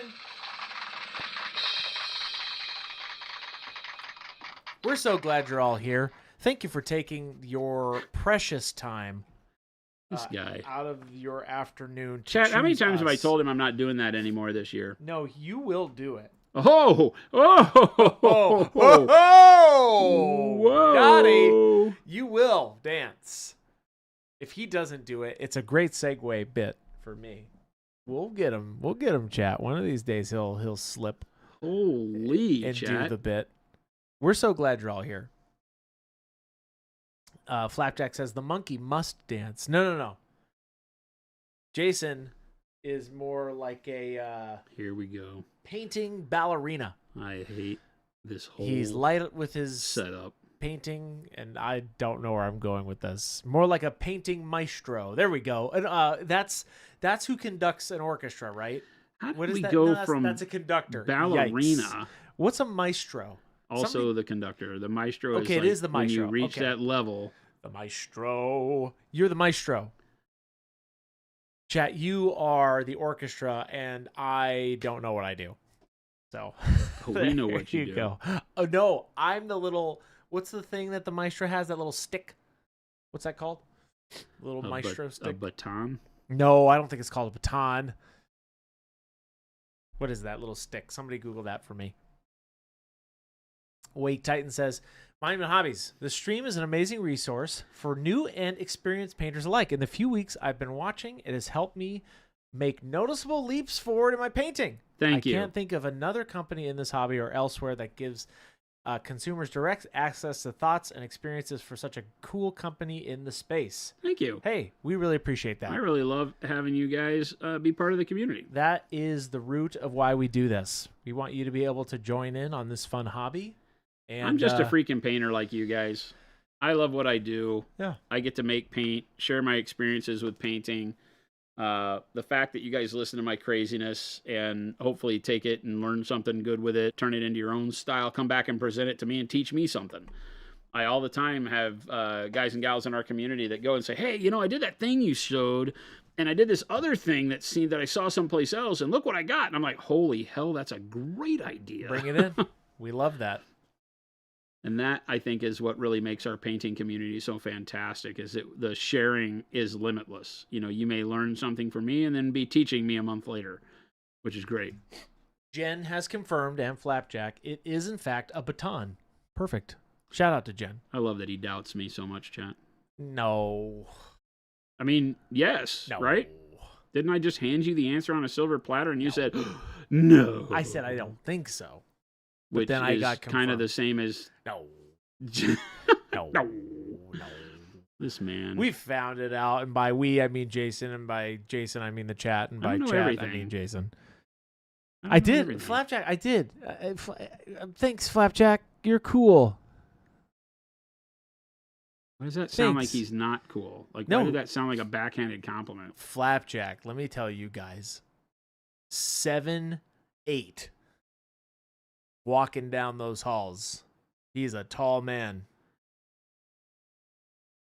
I was scared. I was shivering in my boots. And Flapjack, also an amazing painter. There is your official shout out, Flapjack. We're so happy that you're here.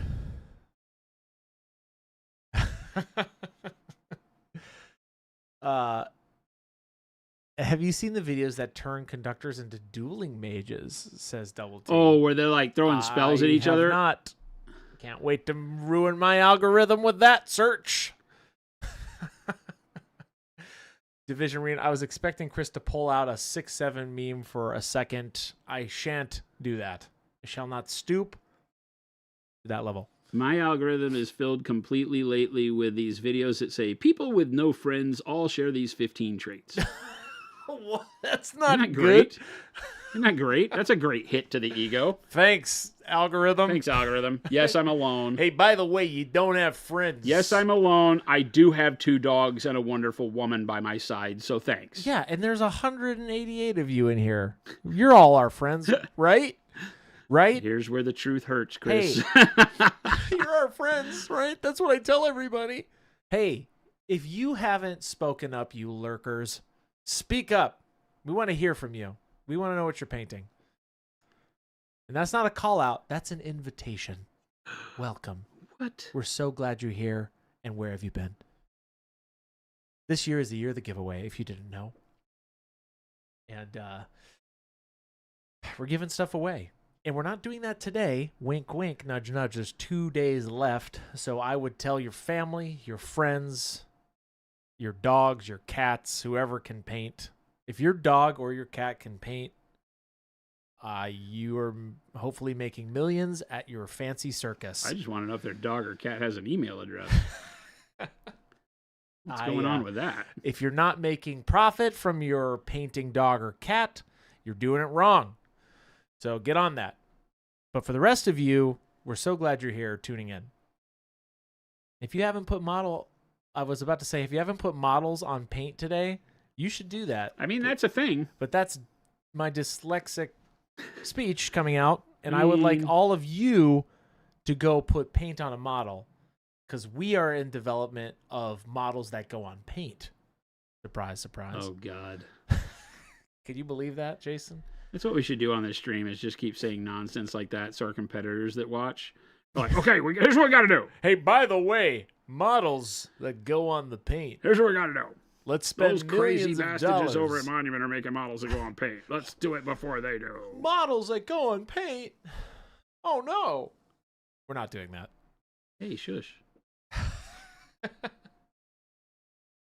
Of course we are. Disgrace Fear says, I feel called out continuing to paint my monument, your mountain Jotner. Oh, it's so good. Freehand on runes. Hey, nice. I'm glad. I'm glad you spoke up. It makes me happy when people are painting alongside us while we're doing it live. No, yes. My mild hyposchizophrenia is kicking in. There's you right here. Whoa. How can it be mild hypo? Hyper. Smokey says, I am a bit of a lurker, painting up a candle night from Victus. Okay. Nice. I actually scaled it up to 38 millimeters after watching these Conquest vids. Isn't it a great awesome. scale? I was about to say, I think you also like these models because of the scale, Oh, too. the scale's amazing. Just because also it makes it. I mean, these guys are easy on 75 camera. millimeter miniatures. These are Rocco, great. what's up? But this whole faction, the Aroni, is all like big monsters. So it's amazing for me. I'm like, yes, sign me up. This is amazing. Justin Prank says, I assume Monument uses 3D parties produce your branded models. Have you ever considered getting into producing models internally? We do them internally. Great segue. We hand pour all of our framables as well, by the way. Yep. Our 3D printed texture trainers have always been done in-house until the last batch. Yep. The last batch is the first time we used an outside firm to help us produce during the holidays. Yep. And that may come back internal. But we hand pour all the resin models that we do. So yeah, we are very well entrenched in the creation of that. I'm working with a company right now on the possibility of offering on-sprue miniatures for some cool things we've got coming up. Oh. So yeah, we got some fun stuff. On sprue. On sprue. Au jus? No, it's called on sprue. I think it's. Oh, wait, did we just switch roles? Wait a second. Wait a minute. Am I Chris? Have I been the bad guy all along?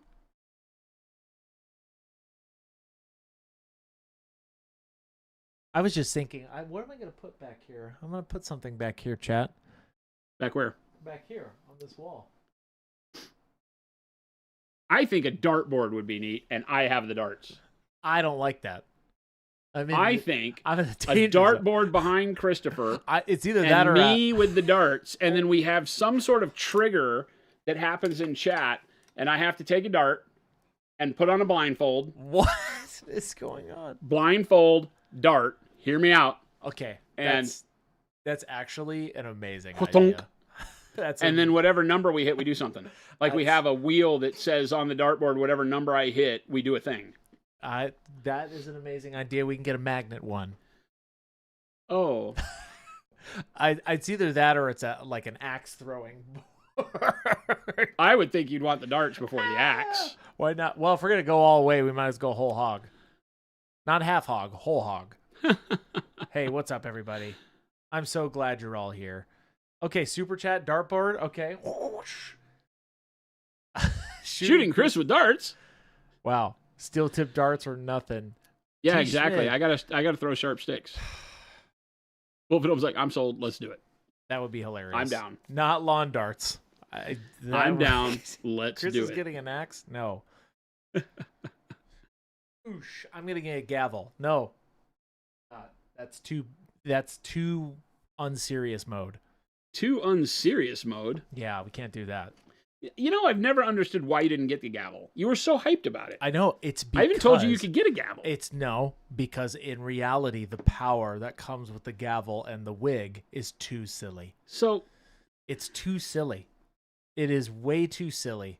this is coming from Chris, which really worries me because I don't understand how Chris, the man sitting in front of us right now, chat, has any ability to say that something is scaring him because it's too silly. It's too much. It's Jen, too are you much, hearing this? It's too much power. It's too much power for me to wield. I don't understand. It would make me None of this a makes any sense to me. self-righteous lord. And I cannot do that to my patrons. What part of you isn't already there? A self-righteous lord? No, it's because I told the world it's 90-10. It's 90-10, and that would make it swing a little bit more 70-30. Doing the math on that. Is that hard math or is that like just made up nonsense? That's scientifical proof. Whatever you need. If I purchase myself a gavel and a wig, my ratio would sway too harshly. And I can't do that. To the chat, specifically to you, order in the court, bang, bang, bang, bang. No, it's not. What is different about that than that damn train whistle? The train whistle is more of a toot toot. No, that's more to be like, hey, we're serious mode, right? The gavel is the band hammer and the order in the court, right? When chat's getting out of line, right? Chat, like, hey, calm down, order in the court. I can't see. Chat, I have no idea what he's talking about. I'm already. It's very weird to me. It's almost as if he has like we need an intervention to figure out what the gavel represents in Chris's life or something. Because overabundance. This man, when given that kind of power, to turn it down means that it has to have some sort of really weird thing going on. How would I? How could I not be tempted to just be banging that stuff all over the place? Just ding, ding, ding, gavel, gavel. It's not. You have a yodeling pickle.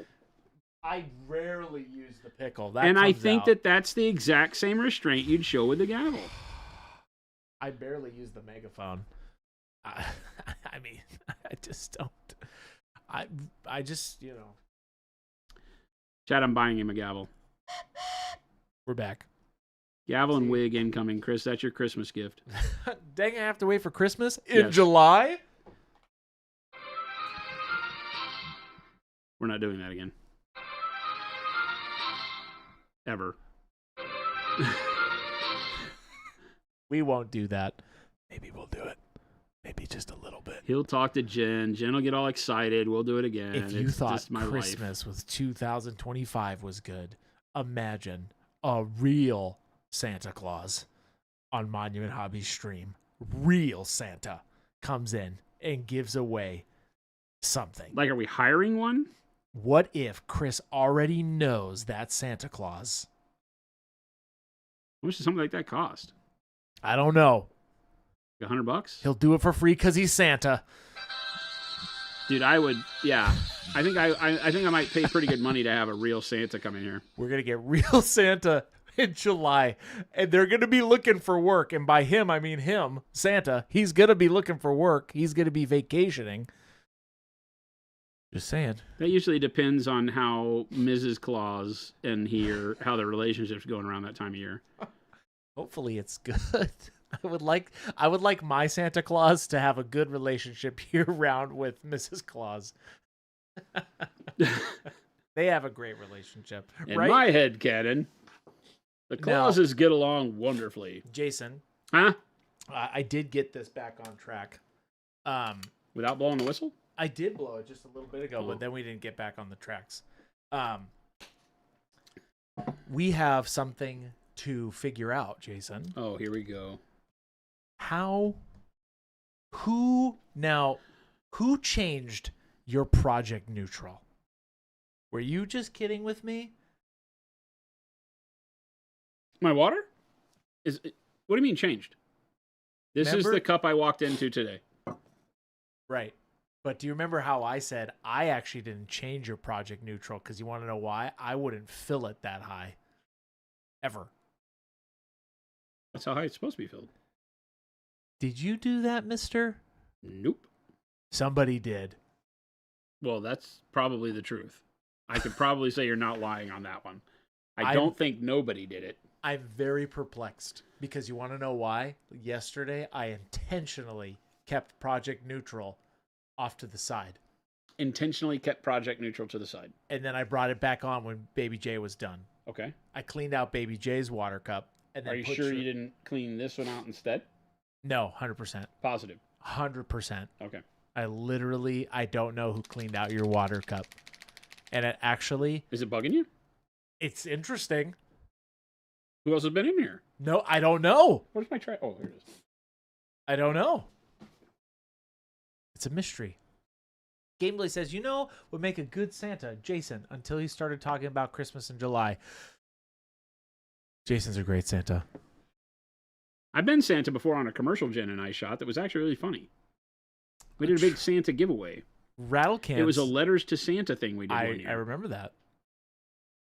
Rattlecan says, dude, true story. Santa vacations in Arizona. He probably does. Probably Santa needs to do the opposite of being in the cold all the time, so he comes to the hottest place on Earth in the summer, besides the sun or Death Valley. Santa likes tequila. My Santa likes tequila. My Santa likes tequila. So, oh, wow! What a big year that's coming up. Because the year is not coming up; it's happening right now as we speak. Actually, so never mind. We're in it.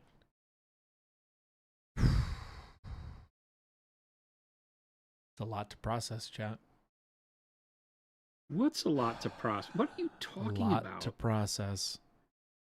We got Santa coming.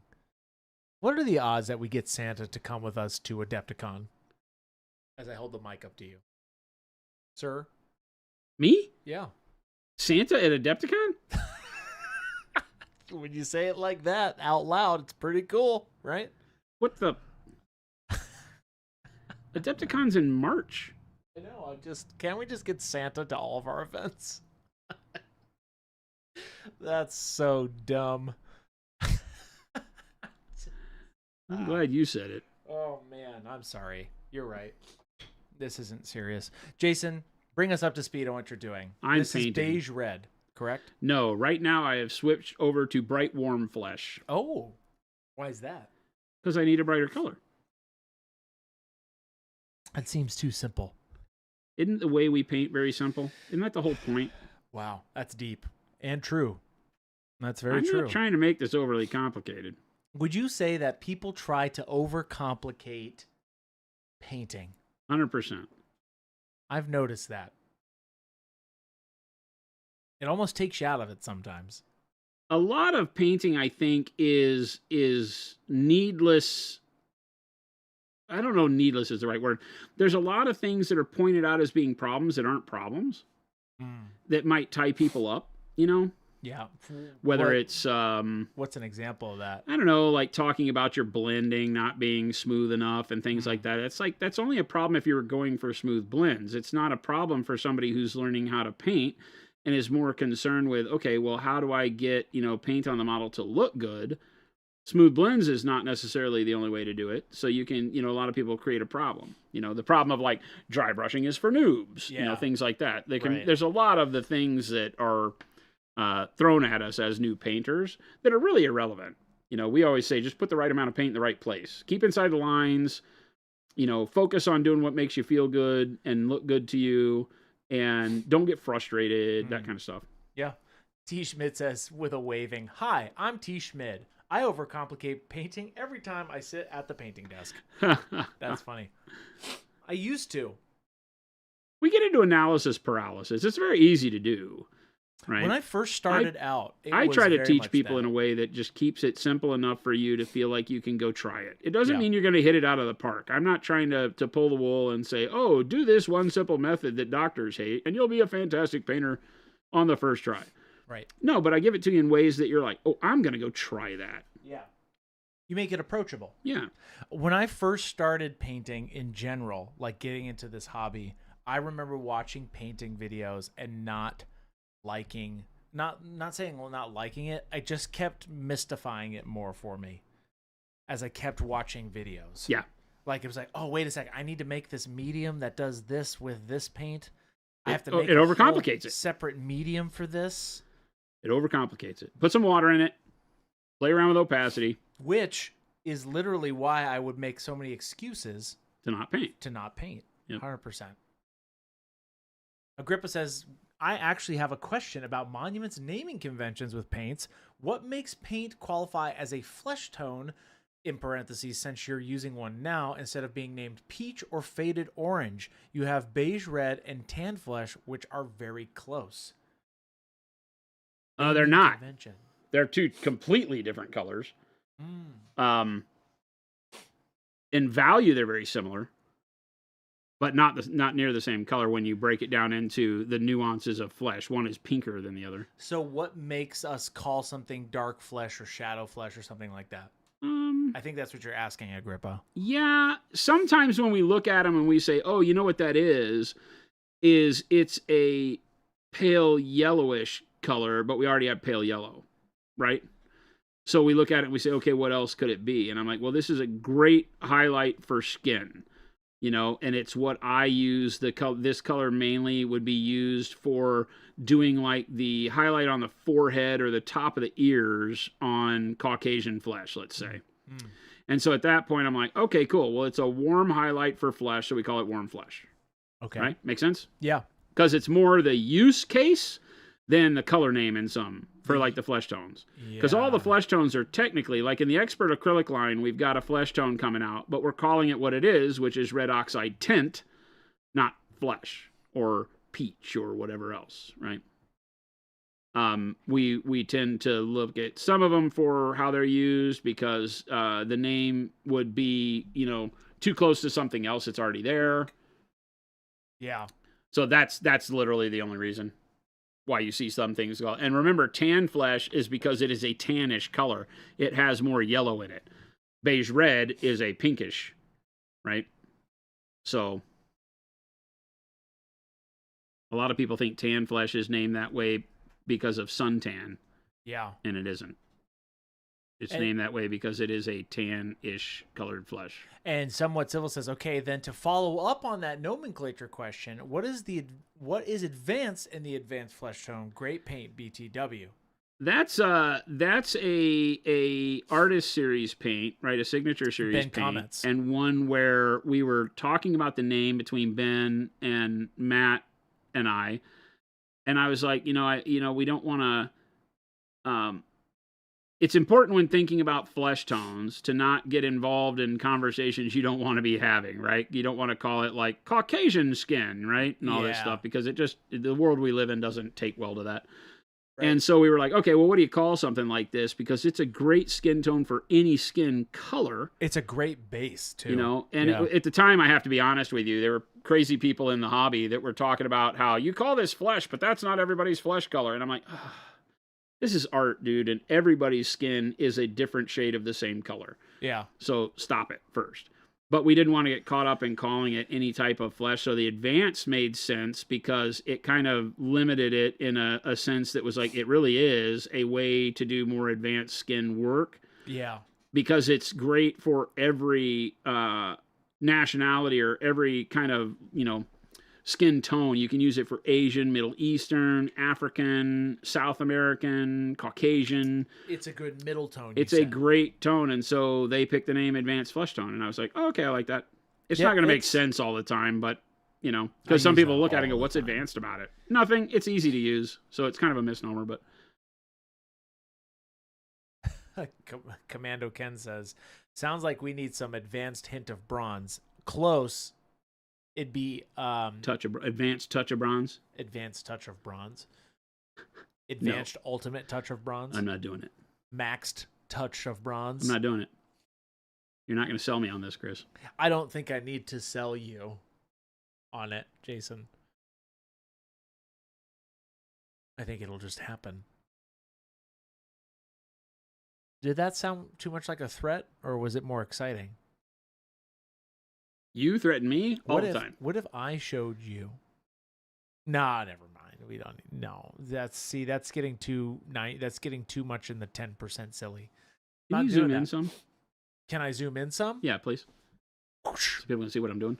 So as I'm doing this edge, a lot of times what I'll do when I'm highlighting a thin edge like this is I'll start with a thicker edge just kind of along the line, and then where it ends and tails off, I'll start hitting it with the side of the brush and just kind of tap.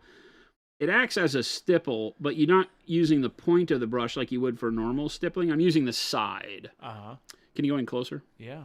Oh, you betcha. Okay.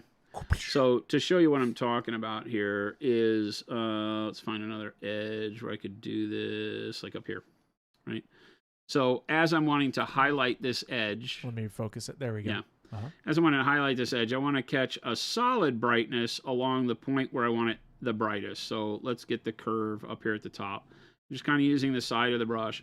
And then as I get to the area by the finger, again, I'll start using the point here so I don't get it on the glove itself too much. Right? But then bright here. And then as I go down this way, rather than trying to, I mean, you can, if you're good with feathering, you could run the brush along the edge and lighten your press and you'll get a thinner line. But another way to do it when it's cloth and you want a little bit of texture is to take that, remember how we talk about when we press on the brush, we get a kind of a flattened out tip in one direction, Yeah. like this. And then when you turn it to the other side, you get a very knife's edge, Yep. right? Flatter knife's edge. Turn it to the knife's edge side, right? And then right where you stopped with the brightness right here, just start kind of tapping it along, right? And just kind of feather some dots, and you can spread those dots further and further as you go. And then it looks like little nicks along the side. This works great for like leather belts. And then you just kind of stretch them together as you get back towards the line. So it does the blending for you. And now you have the brightness is blended out when there really was no blend. You're just using the dot pattern to do it. But using the side of the brush prevents you from going in with like the tip and missing it entirely. And it looks like little nicks on the edge. So it's a great way to add some texture and highlight to objects like this where we're going in and brightening up a small edge on something. I can do it down here and work back up towards that other direction. And what is that emulating, Jason? Huh? What's that emulating? Texture, like I said, like Just- little nicks. You can see yeah. where I've done lines on the side to be like little cuts in the fabric, like this. Yeah. Just really quick little hashes. These can just be doots that go across the surface and give you little reflective spots where the edge isn't straight. You know, because this is straight plastic, but if it's meant to be some sort of cloth ribbon, Yeah. cloth ribbon wouldn't look like that. It would have little nicks and dings along the It side. had some imperfections. Right. So that's just a good way to remember that you can highlight and not get a blocky into your line, because when you're doing a thin edge highlight and then you put a brighter color, you edge highlight it with one color, then you want to put a brighter color on it. Sometimes you can get that spot where the bright color just stops and it has like a squared off edge, Uh-huh. you know? And in this case, what you do is in order to avoid that, you just kind of tap your brush along and it'll kind of self-heal and make it look like it's blended better. Make sense? The mo you know. We know a mo. It's a thing. That does make sense. I need to be right back. I use the restroom. He's got to go pee, Chad. Paid professional. Did your mom ever say pee before we leave the house? Yes, he says. Yes.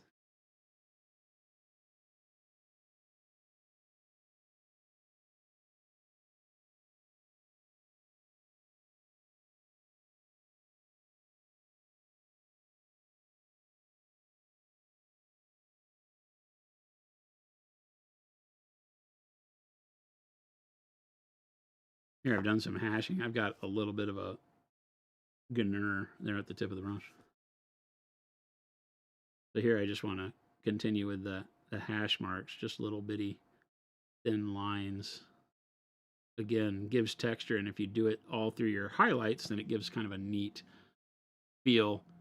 It can look threadbare if you want threadbare. It can just add a little bit of nuance to fabric in this case. I wouldn't do it on everything, but if you're working with leather, fabric, textures like that, then doing stippling or hash marks in your highlights as opposed to just solid lines works wonders to just giving a little bit more interest to the piece that you're painting.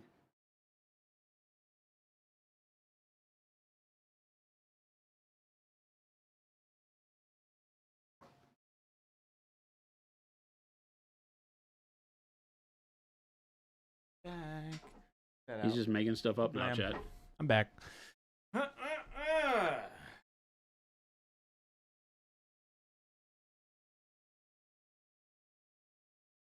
What is Jason's caffeine intake like, and does it affect his brush control? I don't drink caffeine. I have tea every now and then, which you could say is like the most caffeinated thing, but I don't feel like it does much, and I don't drink energy drinks or anything like that. My coffee in the morning is decaffeinated. I don't know that I could ever say that my motor control skill with a brush has ever been affected by anything other than, like, if I were to miss a meal and my blood sugar was tacked out, then that probably would, make me a little shaky or something, but I don't feel like I ever have any issues like that. Justin PK says, does your speed paint create good leather texture? Oh, heck yeah. Jason, do I got to zenithal your rebel army? Yes. Well, we got to do the zenithal the rest of... No, they're already done. Oh, are you literally... You're able to do the Wookiee thing, right? That wasn't a joke? Well, we have more Wookiees we have to build, yeah. But I'm saying your official list can be Wookiees. It has 6 Wookiees in it, or more. It has 2 full units, which I think makes for like 11 or something like that. Okay. I think you already have those ones built. No, I only have 6 painted plus Chewie. Oh, okay, got it. We can figure out building those other ones. That's the thing we were supposed to look at with Dallas after last stream, was to kind of identify what the army list they built for me and what they sent, if they were the same. Because they built the list after they sent us a bunch of stuff. I know we have a commander, like you can build the Rebel Commander's really cool in their kit because you can build it in a lot of different ways. We have a Rebel Commander kit we can build. Yeah, we got to build that. And then we have another box of Wookiees. We got to build those. And then supposedly some veterans, but I don't know which ones are veterans versus the regular dudes. I think they're just, I'll have to look at the books. I think they're all in those. I think we've built them all. I just need to identify which are which. Super Duper John, we are, and by we, I mean Jason is participating in a narrative event at Adepticon hosted by the AMG crew. Dallas is going to be streaming us with us next week. And then the following month, we're going to have Elle Firespray and Dallas on stream painting with us. She's just going to be here for one of those episodes. And then the final before March is one more stream. So we're doing 3 streams with the AMG crew up until this. Nice. So Dallas is going to be explaining a lot more of that maybe. And by that, he's just going to say, I've built something pretty dang crazy. He's very mean. I don't know if he knows what's coming. I feel like Jason's Dallas is a sore loser, so he never loses. He makes rules. He makes rules so that he guarantees a win. Those are fighting That's what he's gonna. That's what he's gonna do. That's what I've heard. That's what he does in the MCP thing.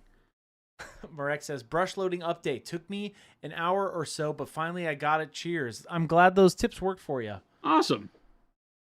So over the course of the last hour, you've been doing it? Yeah. And it's working? Nice. With talking about like wiping it off on your thumb palette and stuff. Nice. Speaking of Adepticon, how do you... Flapjack says, how did registration go for everyone? It was shockingly smooth for me.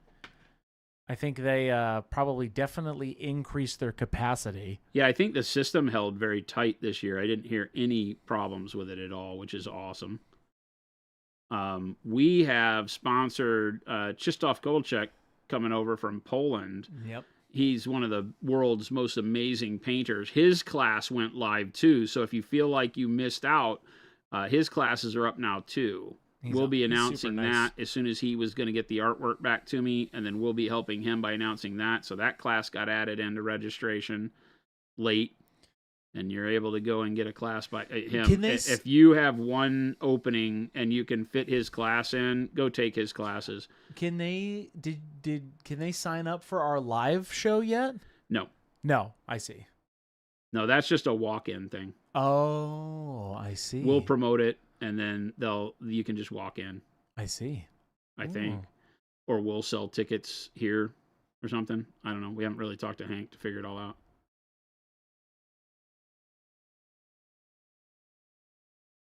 Source says Monument Hobbies EU classes when?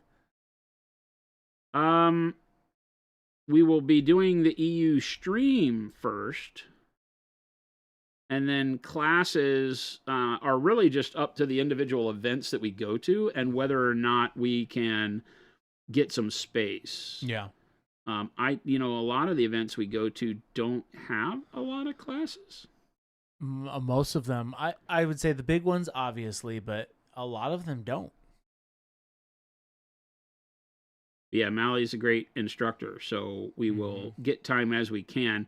One of the hardest things for us in the EU is that we have such a small group, and even with me over there, we wind up that if we have a booth, we got to spend all of our time doing that. Yeah, that's true. But Classes we will are be tough. sponsoring classes with other artists from the EU team, or not from the EU team, but through the EU team, which will be great. But you also are doing one class this year. At Adepticon. Yeah. Yeah. They get sold out. Hank called to congratulate us for selling out. And I was like, oh, I don't even pay attention to that stuff. That means Chris and team has to build a lot of models. I think I saw people in Discord saying that they tried to get into the class like right as registration opened up and had no luck. So Wad said it sold out in minutes. that's awesome. You dang chatters, most of you are probably in here. Good. Good. That means I can give you a hard time in real time. Chris likes to ban people at the live chat. Oh. I'm saving my So 5 I apologize for ahead of time if you signed up for the class, paid good hard-earned cash, and get banned by Chris right when you walk I in the am door. going It's a to be thing. doing that in real time. It's Those a 5 thing. bans a year will happen at Adepticon. So he gets 15 extra at Adepticon. Here's what is that a part of my contract now? Yeah. Here's what we can do. People will be surprised. You Can got to we start just washing brushes to get that, though. Can we, if you tell me I get 15 real life bans for washing brushes, you'll have the cleanest brushes in the 9 realms. What are the 9 realms? Let me tell you in a song. Do-do-do-do-do-do. No, I won't.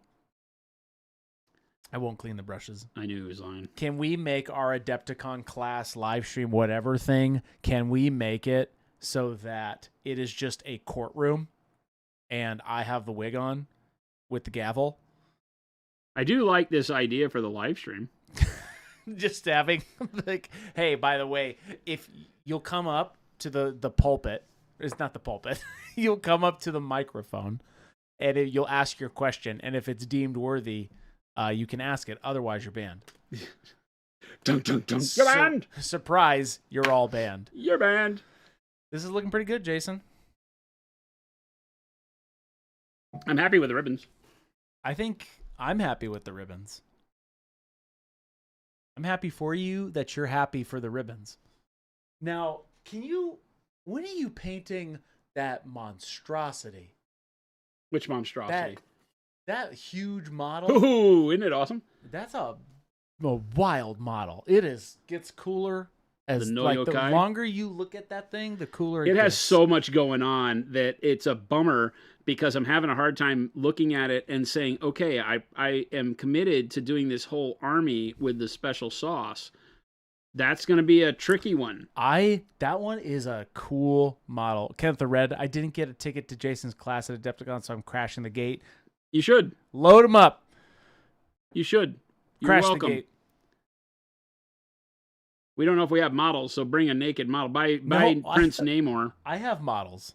Oh, we only have a certain amount. Yeah, if you want to crash, I do not ever have a problem with that. You just have to bring your own Prince Namor model because we don't have enough, nor And there will might we not- be making extras. So that's the only issue with if you didn't get one of my classes, because we don't do it for profit, so it really doesn't matter to me if you didn't sign up. It just depends on how many models they send us. You just don't get a model. Ryan, you might have to like squeak into table space or something. Ryan and Alex are gonna hate me. Huh? They need to help me build those models at some point. Yep. Or somebody here in Monument World. Jason will build them. I have 5 bajillion Conquest models I have to build. That's actually true. You don't have time. We'll figure it out. I'll put a secret, I'll build them and I'll put a secret note in each model, like inside of it.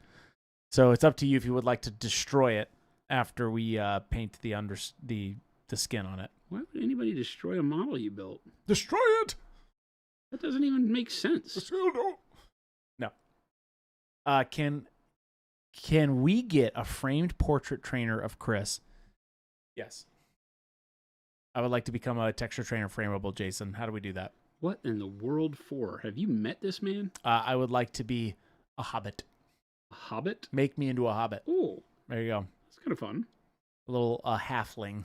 That's kind of fun. What is the generic? I think halfling is the generic term that exists, but Tolkien obviously made it a thing. Will make me no. I've already said I want to be a great unclean one. That is, he did say that. I want to by the be way. Papa Nurgle. He did It's say the that. only.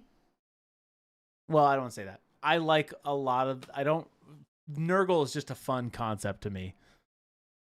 I like how they're all jovial and they all think they're giving you a really fun gift, and it's just horrible. It just like Papa Nurgle just makes me happy. I don't know why. I don't know anything about The it. fact that they're all smiling. Yeah, That just, the little yeah. lords in 40K all fart all the time. Yeah. I think it's funny.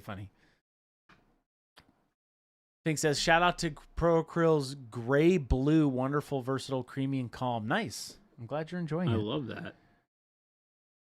Papa Chicken says, hey, Jason, what does it sound like when you pop a Nurgle?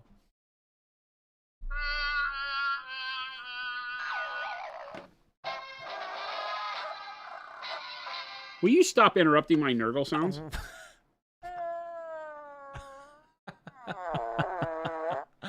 Oh, that one's...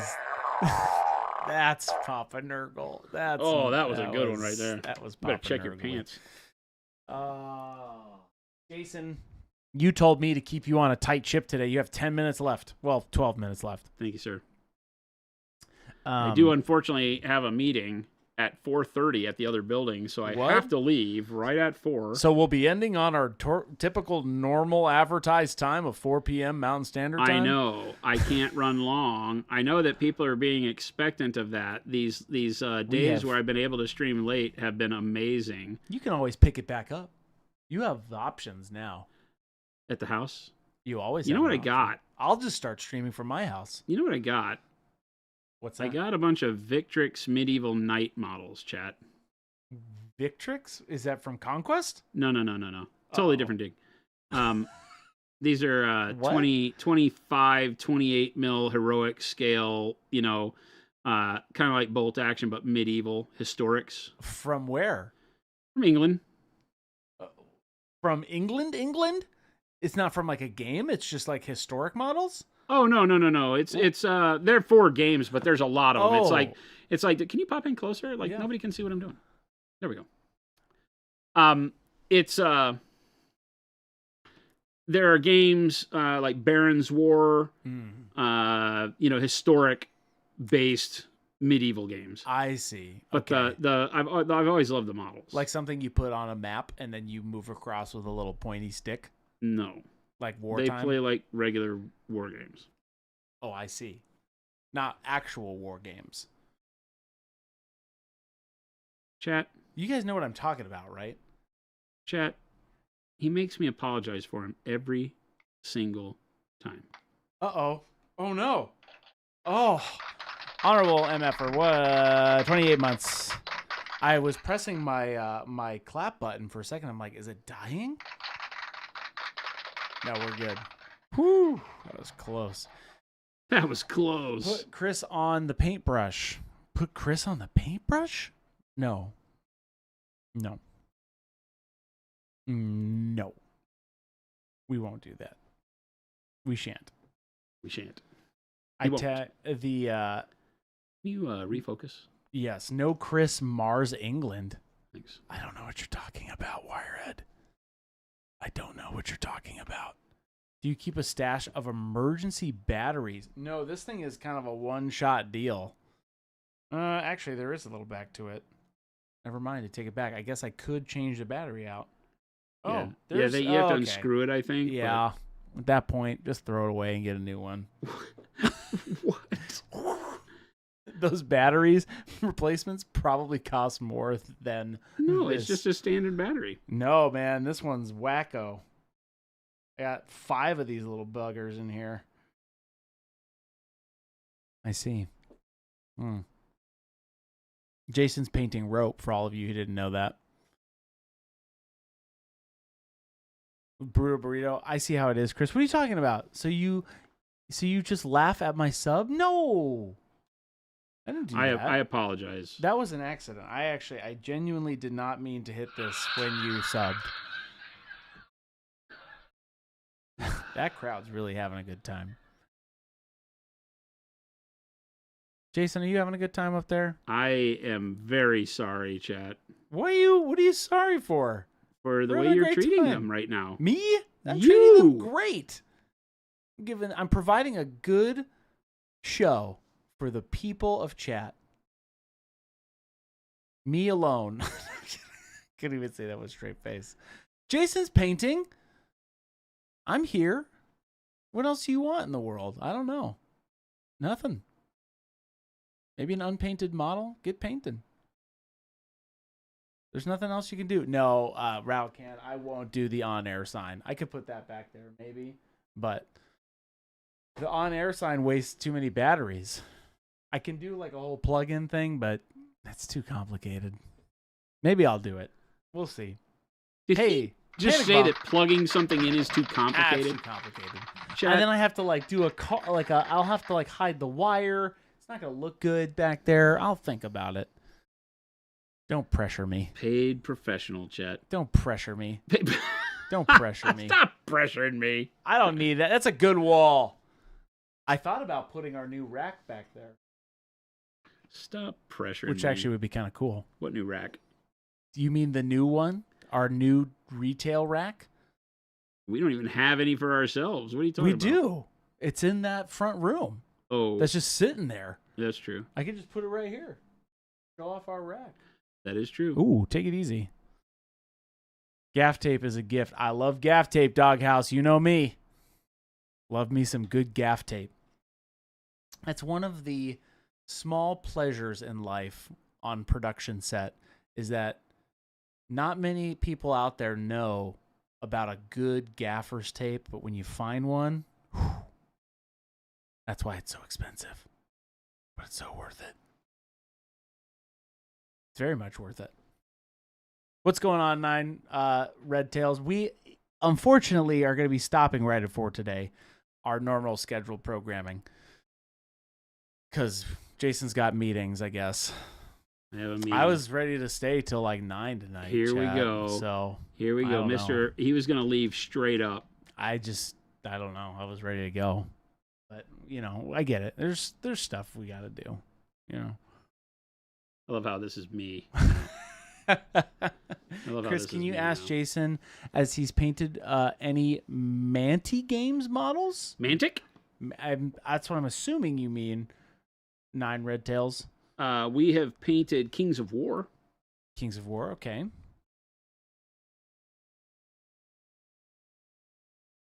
I have not painted any of the like Dreadball which is their no. Guild Ball. No, not Guild Ball. I think it's called Dread Zone or something like that. It's their Oh. version of Blood Bowl. Oh, is there? I guess there's probably a couple versions of Blood Bowl out there. I know There's some Guild competitors Ball- to it. Chris, you can stay if you really want. No. That was It's in very my- enthusiastic. You can stay if you really want. Yeah, Panic Bomb. Not a really great way to encourage me there, but No, it was very. He just typed it. No, you said Panic it very Bomb- unenthusiastic. Well, that's how Panic Bomb said it. Like, you can stay if you really want to, but we don't want you to. how do you? That's literally how he that said in his it. Type. He just called me on my phone, and I heard it. He called you on your phone. Yeah, just now I heard his tone.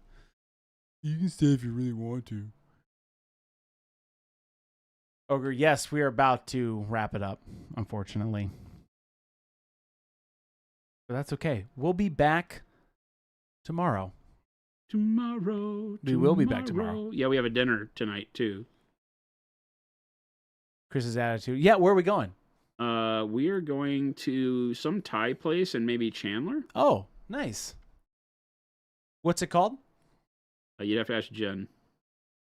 What's the address? What's the time? Again, ask Jen. You're welcome to show up.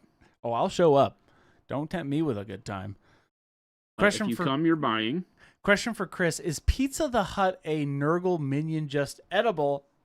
Yes. I like this story. That's hilarious. This is new canon. I was just about to say that is canon in my eyes now. This is new canon.